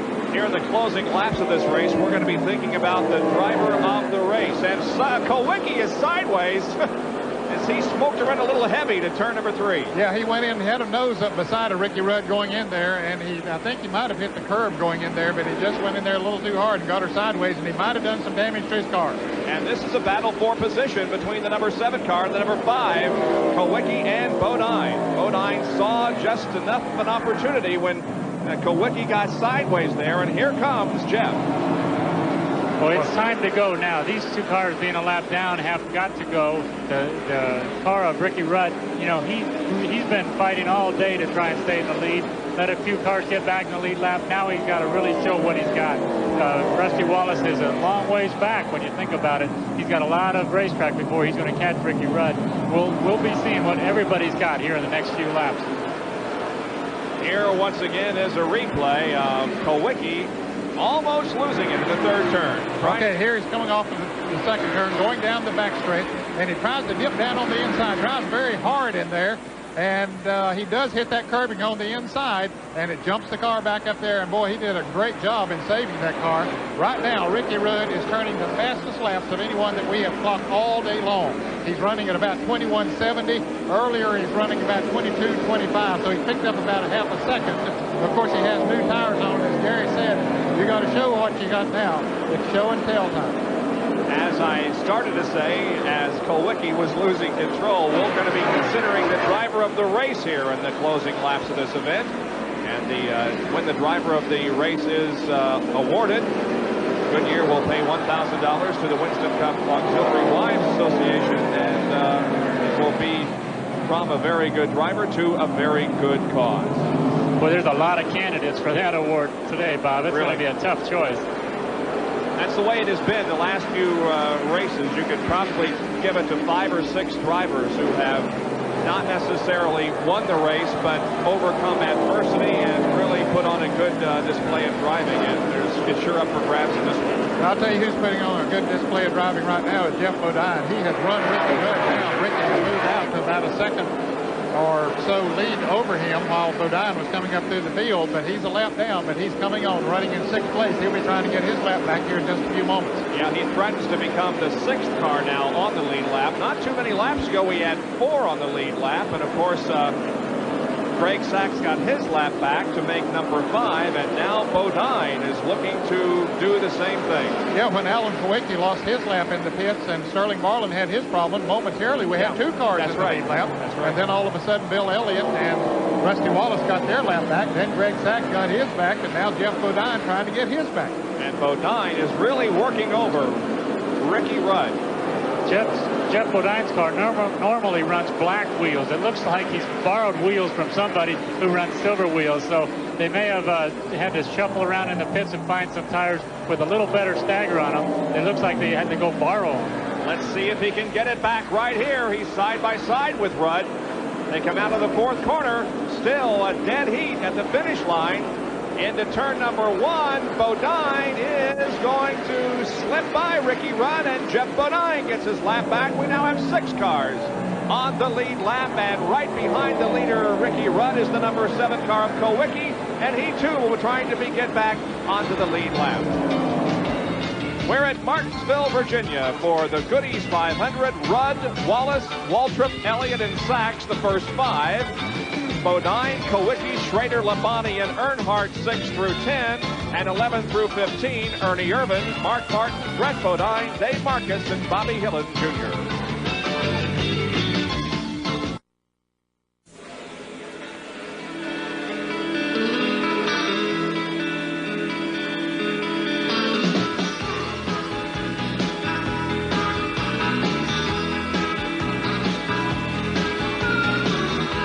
Scenery is just gorgeous here in the Martinsville, Virginia area.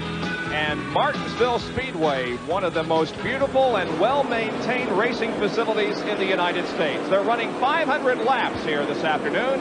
And at the moment, it is Darrell Waltrip who is leading, rather Ricky Rudd who is leading this race in a Buick. It's been a long time since a Buick won. There's racing going on all over the racetrack. Rusty Wallace just a moment ago was alongside of Darrell Waltrip, fighting it out. Ricky Rudd's got his hands full with Alan Kulwicki racing all around the racetrack. And Bill Elliott has just been passed by Greg Sachs. Elliott has fallen back to the fifth position now. Greg Sachs has moved up into fourth.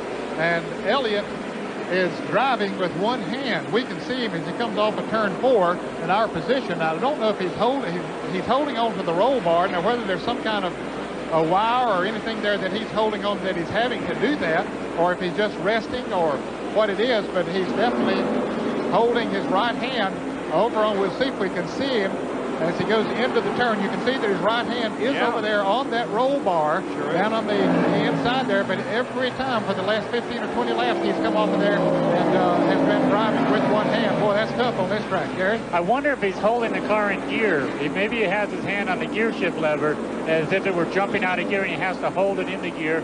Either that or maybe his shoulder or arm is just bothering him. Now there you can clearly see that right hand is indeed off the steering wheel, resting on either the roll bar or the gear shift.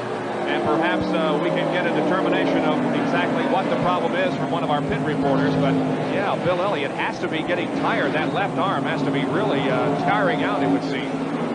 Boy, power steering is the only thing that's keeping him out there right now, I'm sure.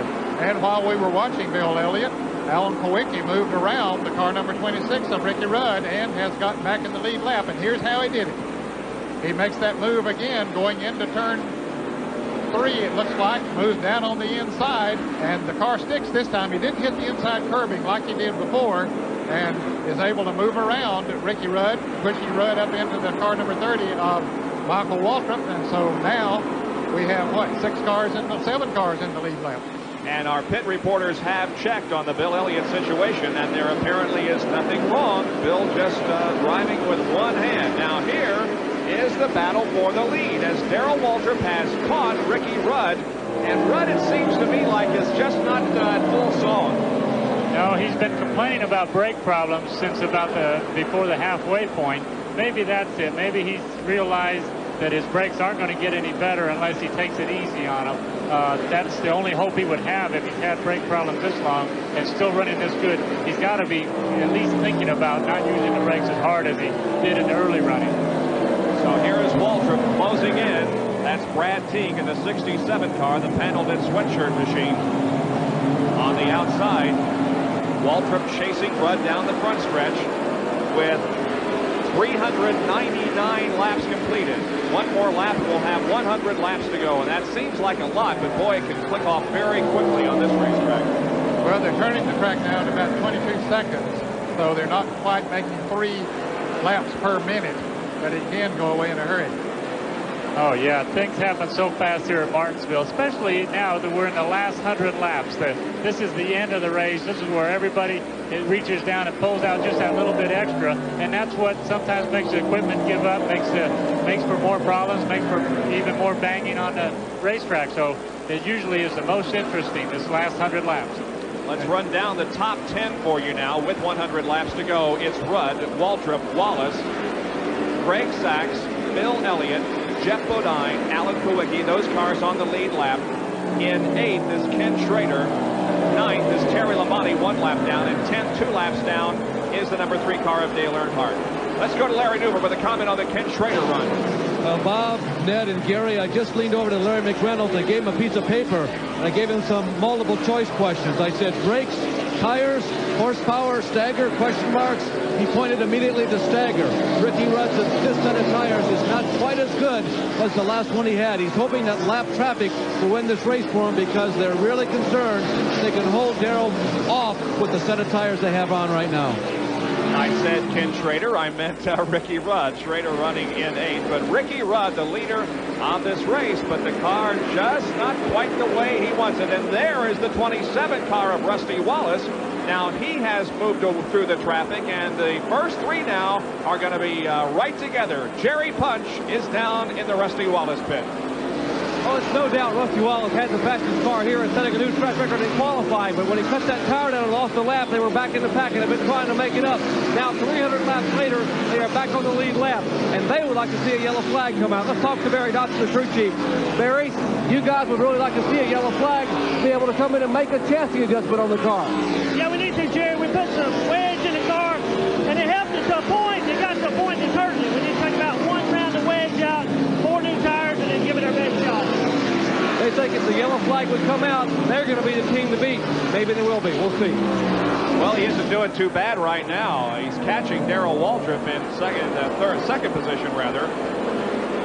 As the interval is less than a straightaway. There is Wallace going into turn number 1 now. And there are the first and second place cars, Rudd and Darrell Waltrip. It almost sounded from what Barry Dodson was saying was that they were adjusting and adjusting on the car, making it better and better, and now they went too far. So that's a good sign. If they get another chance in the pits, they can back up just a little bit on that adjustment, and Rusty Wallace is going to be a contender. Yeah, I noticed him making that chassis adjustment during his last pit stop, and wondered then if that was going to help the car or hurt it, and apparently it isn't quite the way he wants it now. But I'll tell you, if the caution comes out again, they have Jeff Bodine and Alan Kowicki to contend with, because both of those drivers, after they passed Rudd, have driven away from them. So they are the fastest cars on the racetrack right now.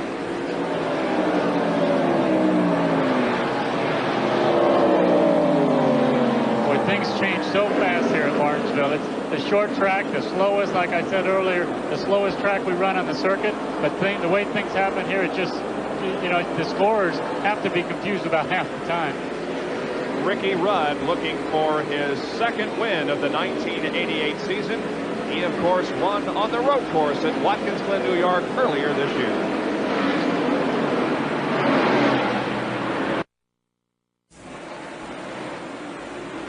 ESPN Speed World on this Sunday afternoon at Martinsville Speedway in Virginia for the Goodies 500. Brought to you by Budweiser, proud sponsor of the 1988 U.S. Olympic team. This Bud's for you. By Quaker State Motor Oil. The big Q stands for quality. Always has, always will. And by Goodyear Eagle Tires. Goodyear, because there really is a difference. Michael Waltrip has come in for another pit stop. They're changing tires on the right side. Looks like the right front is completely shredded away. Yeah, I think he's probably, the brakes are probably overheating those right front tires and blowing. We see him here coming into turn 3, and he's on the rim. As you can see, the sparks flying already. He does a good job of getting it back to the pit. Boy, Michael Waltrip, what a day. He deserves at least a headache powder after the day he's had here. I'm sure Goody's, the sponsor of this race, would be glad to give him a few packets full of good exciting power to compensate for all the trouble he's been through this afternoon. The Nazareth 200 IndyCar race in Nazareth, Pennsylvania is over, and Danny Sullivan has won that with Michael Andretti finishing in second and Mario Andretti in third position. So that IndyCar points battle also is a good one, although Danny Sullivan with that win is looking pretty good for the kart championship. Here in this one, it's a battle between Ricky Rudd and Darrell Waltrip for the lead. Waltrip has been content for the last few laps to stay behind Ricky Rudd. He made a significant move to catch Ricky, but is just biding his time, it would appear, for the next few laps before he perhaps will take a run at it. There are 418 circuits completed.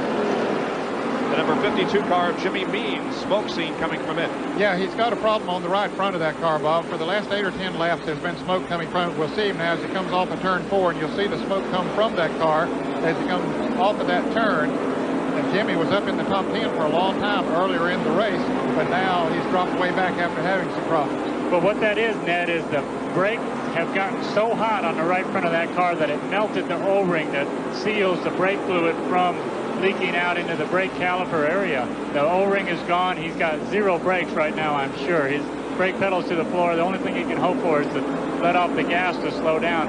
Every time he touches, Ricky Rudd's got a problem. Oh, Rudd is smoking badly. Just as he came off the 4th corner, a big puff of smoke from that car, and Rudd may be finished for the afternoon. Here comes Waltrip to take the lead, and an unfortunate situation for Ricky Rudd. Oh, boy, broken valve spring or broken valve of Ricky Rudd. He's on 7 cylinders now. More or less. 7 and losing more, yes. Yeah. Had a similar situation in Richmond, Virginia a couple of weeks ago when it looked like he had the race won and then blew an engine. They tell us he's on 4 cylinders. Boy, that's tough. Yeah, this is a very tough track for RPMs, and RPMs are what cause valve-related problems to happen to your engine. So Rudd just simply drops down low on the racetrack and stays out of the racing groove and stays out of everybody's way after fighting so hard to maintain the lead and to get to where he was this afternoon. Just has to now fight out the rest of the race. Here's a replay. You can see the smoke coming from the race car just as he came off the 4th corner. Yep, you can see that smoke start coming from it. We understand they've just been told to park it, and he's dropped out of 8 races with engine failure before today's race, so this would make 9. Those problems usually don't get better. And Rudd was 11th in points coming in, so it doesn't mean a whole lot. And there is a very dejected Kenny Bernstein, who, of course, has suffered many defeats on the racetrack himself and has suffered a defeat as a car owner here this afternoon.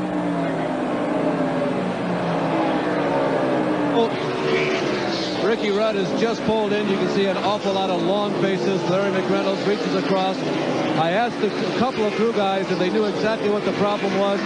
Shook their heads, gave the brake sign. They said engine. They have no idea specifically what it is. Gary's guess is probably about as good as anybody's right now. It definitely felt terminal for Ricky in the car, and they really were anticipating the black flag. But other than engine problems, at least at this moment, maybe we can get a couple of details in a couple of minutes here. That's all you can tell about the problem. Engine failure. So Ricky Rudd will not win the Goody's 500, although he put on a very brilliant driving display in the first 425 laps of this race. We'll try to get to him. Look at Darrell Waltrip, who's caught in some traffic. Ernie Irvan taking him way high on the racetrack. And Waltrip had some real maneuvering to do to get out of that tight situation. Yeah, he went into turn 3. Ernie Irvan was trying to move around Kyle Petty and made it 3 abreast there, and that closed the gap. Rusty Wallace was able to move up on Waltrip. He was running about 3 seconds behind him. And let's go back and look at it once again. A lap ago, here's what happened. Okay, he goes in. You see Ernie Irvan goes on the outside of Kyle Petty, but Kyle stays down in there, gets Ernie a little bit loose crossways as Waltrip is up on the outside, and he knows that's not the place to be. He just gets out of the gas and says, wait a minute, let me get this thing straightened out. And here comes Rusty Wallace then to close in, and that is how close Rusty is right now to being in the lead of this race. Waltrip maintaining about a 1.5 or 2 car length advantage on Rusty Wallace. Larry Newbers with Ricky Rudd. That was a tough fight to lose. I tell you, this race, Richmond a couple of weeks ago, both of them were out front when it happened late in the race. It's discouraging, but what can you do? We got a race next week. Quaker State Duke's been running out front about everywhere we've been. We just got to get motors to stay together. You can't win when you're sitting in the pit. Could you determine from the cockpit exactly what happened to the engine? Well, it broke a valve, evidently. We've been so worried about this motor that most of these guys pulled a much lower gear than we did. That's one reason it doesn't make sense why we'd break a valve. That's usually RPM related. We didn't turn but about 8,000, 8,100 all day. These other guys turned about 8,600 all day. So I don't really know why it's breaking, but we got to get it straightened out. One thing for sure, for 4/5 of the races the last month, this has been the most outstanding competitor. Ricky will have a chance to do it all again next week at North Wilkesboro, and we'll be there. The top 15 now with 430 laps completed, 70 to go. It's Waltrip, Wallace, Sachs, Elliott, and Bodine. Second 5, Kowicki, Schrader, Labonte, Earnhardt, and Irvin. The third 5, Martin, Bodine, Marcus, Hillin Jr., and Brad T.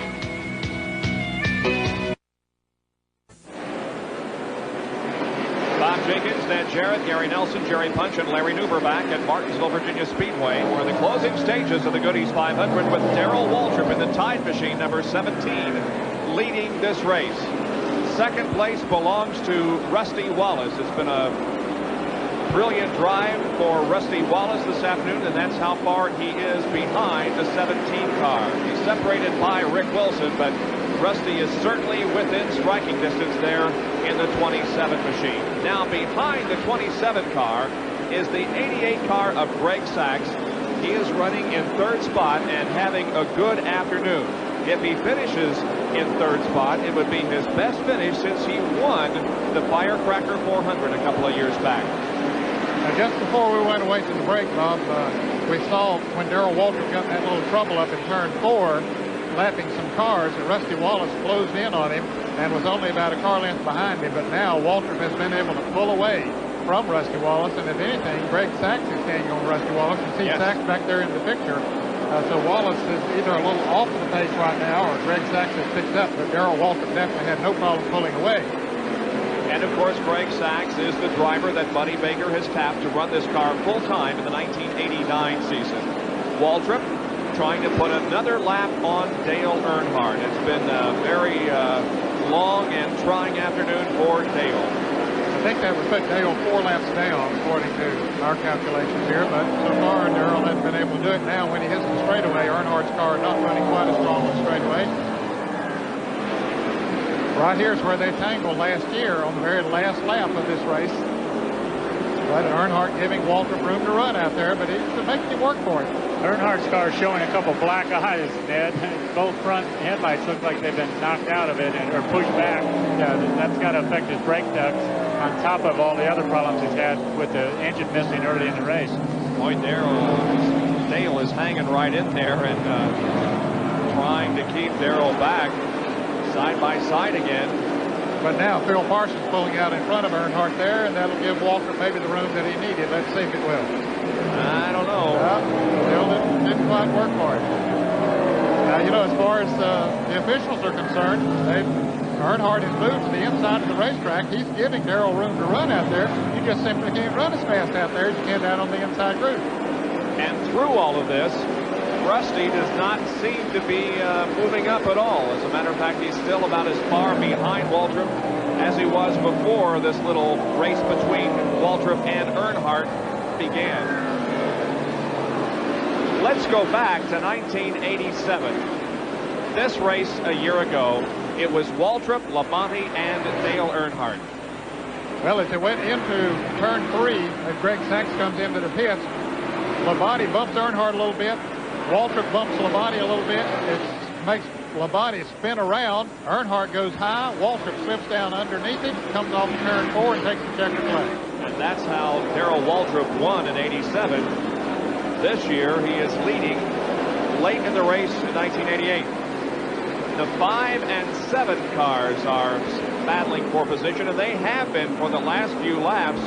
And Jeff Bodine and Alan Kowicki both are closing in on Bill Elliott. Well, when Greg Sachs came into the pits there a moment ago, apparently he has no brakes on that car because he went on back out, and they're waiting for him to come back in. But that moved Bodine up into 4th position and Alan Kowicki into 5th. But now Kowicki trying to move into 4th.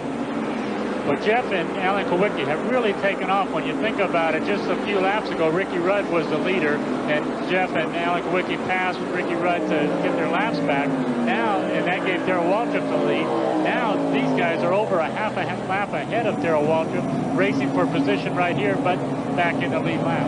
And not too far behind Bill Elliott, who is running in 3rd place, and they had to pass Bill Elliott to get back in the lead lap, so they've gone all the way around the racetrack. They're only about 2.5 to 3 seconds behind him as they battle side by side for the 4th position. Here are two drivers that certainly are in contention for driver of the race that we'll announce a little bit later in our broadcast. Now Kowicki has successfully passed Jeff Bodine. Now Greg Sachs, as we mentioned, came in for a pit stop. Let's check with Larry Nuber on that. Yeah, Bob, I think I heard Ned speculate that it was a brake problem. He was exactly right. I talked with Buddy Baker, and they were very enthusiastic about 10 laps ago. I just came over on this side of the fence, or this side of the infield, the front stretch. He said, yep, you're absolutely right. The brakes are almost gone. There's enough there that we can race, but we can't race hard. Well, he's not going to race much longer yet, Larry. He's coming into the pits once again. We'll see if he can get stopped. Some other teams are going to come out there and help to stop the car. He has absolutely no brakes. You see, one other team helped him, and he still couldn't get the car stopped and had to go on back out. He's going to have to try it again, and this time slow down a little bit more. So Greg Sachs has fallen victim to the problem that we've been talking about since the drop of the green flag, and that is brakes at Martinsville. Well, you talk about brakes. Just not many laps ago, he was running in 3rd place. Now he's at least 2 or 3 laps down and just completely out of contention. Well, he's really faced now. He's lost so much time trying to stop in the pits. There's really nothing the crew can do to help your brakes. When the brake fluid is boiling, there's nothing you can do until it cools off and stops boiling. He tried to make a stop, and he just couldn't do it. The only way to stop it is to turn off the engine, let out the clutch, and let the engine stop you. It looked to me like he had the car in neutral. And I'm not sure I would want to run a single lap at Martinsville without any brakes. Here he comes in once again to try to get stopped. Let's see if it's more successful this time, Larry. Well, he was a little better prepared as he rolled into the pits, trying to get the car stopped. All the crews over there get it stopped. And by the way, I've just been awarded the TRW announcement for their mechanic of the race.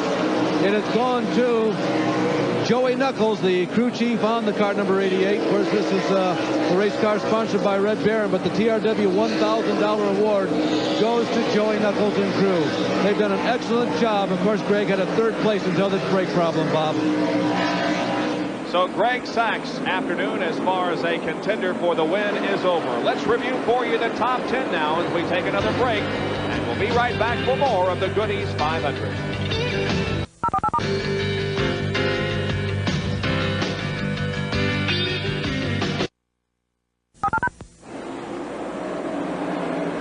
Coming up next here on ESPN from Charlotte, North Carolina, final round live coverage of the Payne Weber Invitational, the Senior PGA Tour. Stay with us right after the conclusion of this race for the Payne Weber Invitational.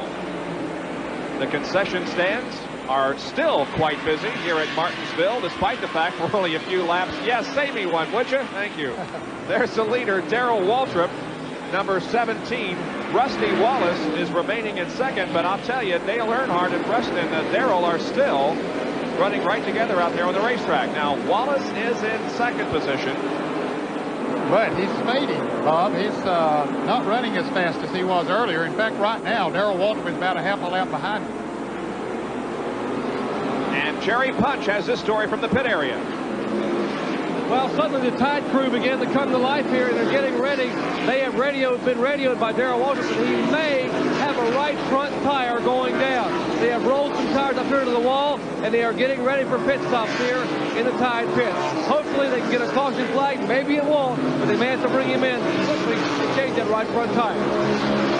While that was going on, Alan Kowicki has come all the way around the racetrack and has passed Bill Elliott, now has passed Rusty Wallace, and has moved into second place. He is literally flying around this racetrack. Boy, this last 100 laps, like I was saying earlier, this is the killer. If it had been a 400-lap race, Ricky Rudd would have been the winner. Now we're, 36 laps from the finish. Here's the new leader, Darrell Waltrip, starting to have problems. Well, Rusty Wallace's car is definitely off the pace from what he was running earlier. Don't know what the problem might be, but he is definitely off the pace. He's still running in third position. He had started to slow down a little bit, then he had a little bit of an encounter with Richard Petty over the second corner a lap or two ago that may have even further slowed him down. He might have lost a cylinder. He's dropped to the inside of the racetrack, and some cars that are laps down, like Rick Wilson and Kenny Schrader, are passing him by. Really decision time if a caution comes out now. What do? If you're Darrell Waltrip, do you stay on the racetrack? I think Darrell would be coming in if a caution came out. But then what about Alan Kowicki? In second place now, the 27 car with problems. In third place, the 5 car now trying to take over third place from Alan Kowicki. So, from Rusty Wallace. And Wallace comes into the pits. Rusty coming into the pits. He evidently had a tire going down or something. Let's go to Jerry Punch. Rusty Wallace comes in for an unscheduled pit stop. The right side tire is going on the car. Rusty had been getting slower and slower as the car was slipping and sliding going off the corners. And apparently Rusty had a right side tire, possibly right rear tire going down. 9-second pit stop. I'll be quick for those guys. Super pit stop, Jerry, but he did go a lap down because he was about a half a lap behind Darrell Waltrip. And while he was in the pits, Waltrip went by him, so that did put him a lap down. And here is the leader, Darrell Waltrip. And the question is, will Darrell have to make a stop for tires in the next few laps? At the moment, he continues to lead, but his advantage on second place. A little less than half a lap. We got the clock on him right now as Waltrip comes off turn 4. Alan Kowicki going into turn 3. He's 9 3/10 seconds behind. Alan Kowicki is behind Darrell Waltrip right now. And here comes Kowicki just out of corner number 4 now. There is Allen right there. If you use Dale Earnhardt for a judge about how Darrell Waltrip's running, he's kind of pulled away again from Earnhardt. You know, they were talking about maybe a tire going down, and Earnhardt was right back on Darrell's bumper. Then Darrell pulled away a little bit again from Dale Earnhardt. So maybe Darrell was just feeling something funny in the car. It looked like that Darrell really was slow coming off that corner. Yeah, and he might have used up his brakes quite a bit when he was trying to lap Earnhardt back there. He was really having to work and harder than he wanted to, but once he got around him, now he's able to pull away a little bit, and maybe that brakes have built up for him. Checking the interval here between first and second. Here comes Kowicki right now, and it is 8.7. Yeah, so he's gaining. Yeah, slightly less than it was a lap or so ago. Well, there's no question of what he's been gaining, because he had Darrell Waltrip as one of the drivers he had to pass to get back in the lead lap when Ricky Rudd was actually leading the race at that time. But he had to go around Waltrip as well, and so he's gone all the way around the racetrack and come back to within a little over 8 seconds. There's really no doubt that Alan Kowicki's got the fastest car on the racetrack right now. You know, he's pulling away from Jeff Bodine, who's in 3rd place, pulling away from everybody. He's on laps himself and gaining on Darrell Waltrip for the lead now. So Alan Kowicki, if not for those loose lug nuts earlier that cost him a lap, he would really be looking good. Let's check it again. 8.1. It was 8.4 a lap ago. Now it's 8.1. He's definitely gaining. Well, 27 laps to go. He's going to have to really step it up. Bill Elliott crossways coming off at turn 4. He just got lapped the last time around. You can see him just in the top of the screen there getting it straightened out. He got lapped by Darrell Waltrip. Elliott is still running in the 4th position, but he hasn't been a factor since the green flag came out this last time. He's been driving with one hand, and now that those tires are really heated up, that's a tough situation. It's tough here driving with both hands. So last week when we saw the first 3 in points finish 1st, 2nd, and 3rd, that's certainly not the way it's going to be here at Martinsville, because the first 3 in points have all had some problems during the day. Elliott, Earnhardt, and Rusty Wallace, and there is Rusty and Bill Elliott running together 1st and 3rd in the Winston Cup points battle. Now that is for position. I believe that should put Rusty Wallace in the 4th position as he moved around Bill Elliott. All right, Jerry Punch, can you update us on the Darrell Waltrip situation? Well, Darrell had called in a few laps ago that there may be a right front tire going down, as we explained. He said the car was not handling properly. It was getting to float up across the racetrack in the corners and was very, very difficult to steer. Well, apparently that problem has resolved somewhat, and they are still sitting here holding their breath with fresh tires against the pit wall. But Darrell says the car is hanging on, so they're going to try to make their way to the finish. Well, they've got only just a few more laps to go. It's lap 477, and Bill Elliott is in the pits. And it's for a change of right side tires.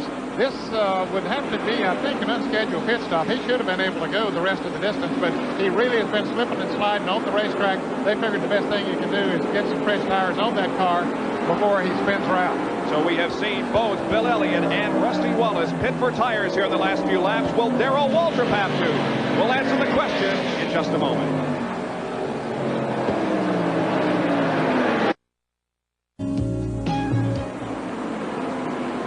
We're 16 laps away from the finish of the Goody's 500. Coming up next here on ESPN, the Payne Weber Invitational Seniors Golf Tournament, live from Charlotte, North Carolina. There goes Rusty Wallace getting his lap back that he lost while he made that pit stop. So Rusty now goes back on the lead lap. Rusty is in 4th spot. In 2nd position is Alan Kowicki. There he is. And the interval, what, Ned? About the same as it was, or is he losing ground? No, he for a few laps got in some traffic there, and he lost a little bit. About 6 seconds is still good. And we have awarded the driver of the race to Alan Kowicki. So $1,000 will be awarded from Goodyear to the Winston Cup Wives Association in Alan Kowicki's name. We chose him because of all the adversity that he has had to overcome today. I'll tell you, he has really driven a whale of a race. He got a lap down in the pits when they made a miscue in there with the lugs and fought his way back and is really bearing down on Darrell Waltrip for the win here after being a lap down. He has just flat outdriven everyone and outrun everyone here for the last 100 laps or so. Yeah, I really think Alan Kowicki has driven one heck of a race. You know, the determination he must have to come back from the problems he's had. Now he's within 4 seconds of the leader with 12 laps left in the race. So he still could be a contender to win after all of the problems he's had. Well, Darrell Waltrip is in awful heavy traffic here, and we saw him trying to lap Dale Earnhardt earlier on the outside, and he just can't go on the outside. The car's just not working out there. When he keeps it down on the inside, he has no problems whatsoever. But he's in some very, very heavy traffic. Kowicki is able to go inside, outside, wherever he wants to go. So he is really picking up on him right now. Darrell Waltrip in trouble with the traffic there. But there are only 11 more laps to go. 489 have been completed. Waltrip, it looked like a little sideways coming off the second quarter. He has a lot of race traffic ahead of him. That's Greg Sachs, Mark Martin, Terry Labonte, Bill Elliott, and Dave Marcus all ahead of him. Now the 88 car of Sachs drops off the pace and goes to the inside of the racetrack. Remember, he doesn't have any brakes. Waltrip is having a terrible time moving through this lap traffic. Darrell's car is not handling like he wants it. He's got the lead. He knows there's not many laps left. He wants to protect his lead. Alan Kowicki, by the way, can see Darrell now. Alan Kowicki on the same straightaway. There's Alan coming into view. So Alan can see Darrell, but 9 laps to go, it's going to be tough. Larry Newber has this comment on the Alan Kowicki run this afternoon. Bob, I talked to Paul Andrews, his crew chief, and I held up another one of those notes and said, got a chance?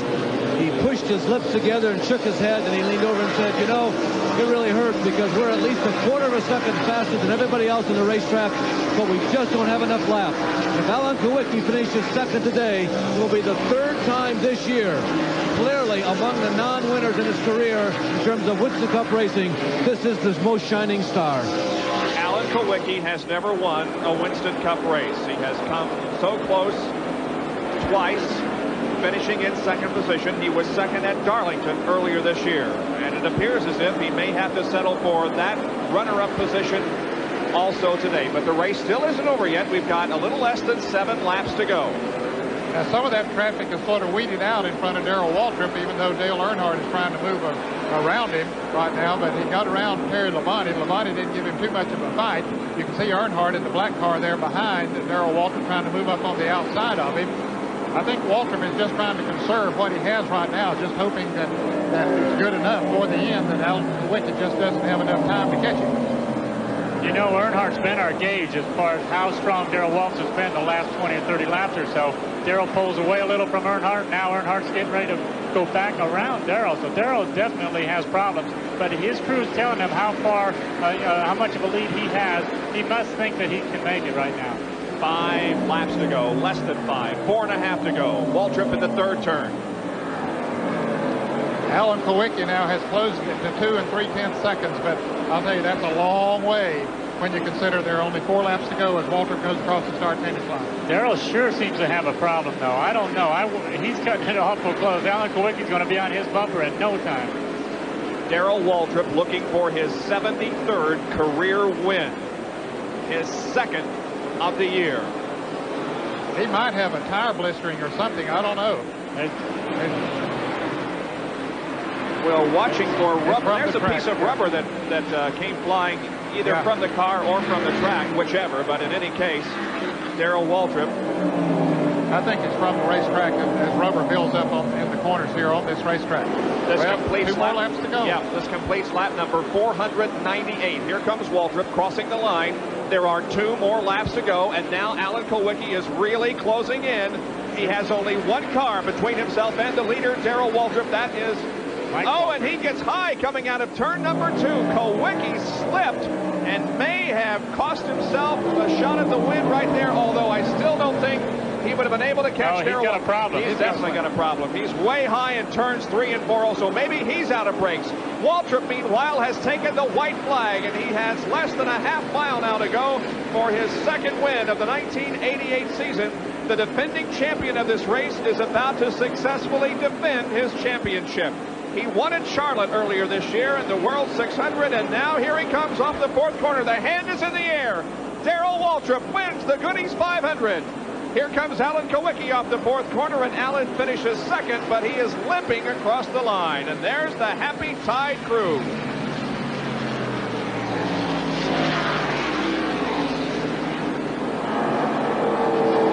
He drove drove a very smart race, Bob. He ran a good, solid, smart race here today. Did what he had to do. Stayed out of trouble all day. He got in some close quarters at times, backed off, kept clean, kept good brakes on the car and everything. This reminds me of the Darrell Waltrip of old. I remember doing so many races back in the mid-'80s and '84 and so forth when you would watch Darrell Waltrip just bide his time, just stay within striking distance, but never really show his cards until he had to. And that's exactly the kind of race that Darrell Waltrip ran here this afternoon. By golly, he comes out with his second victory of 1988. The top 10 finishers as we see them now. We'll be back to talk with Darrell Waltrip in just a moment.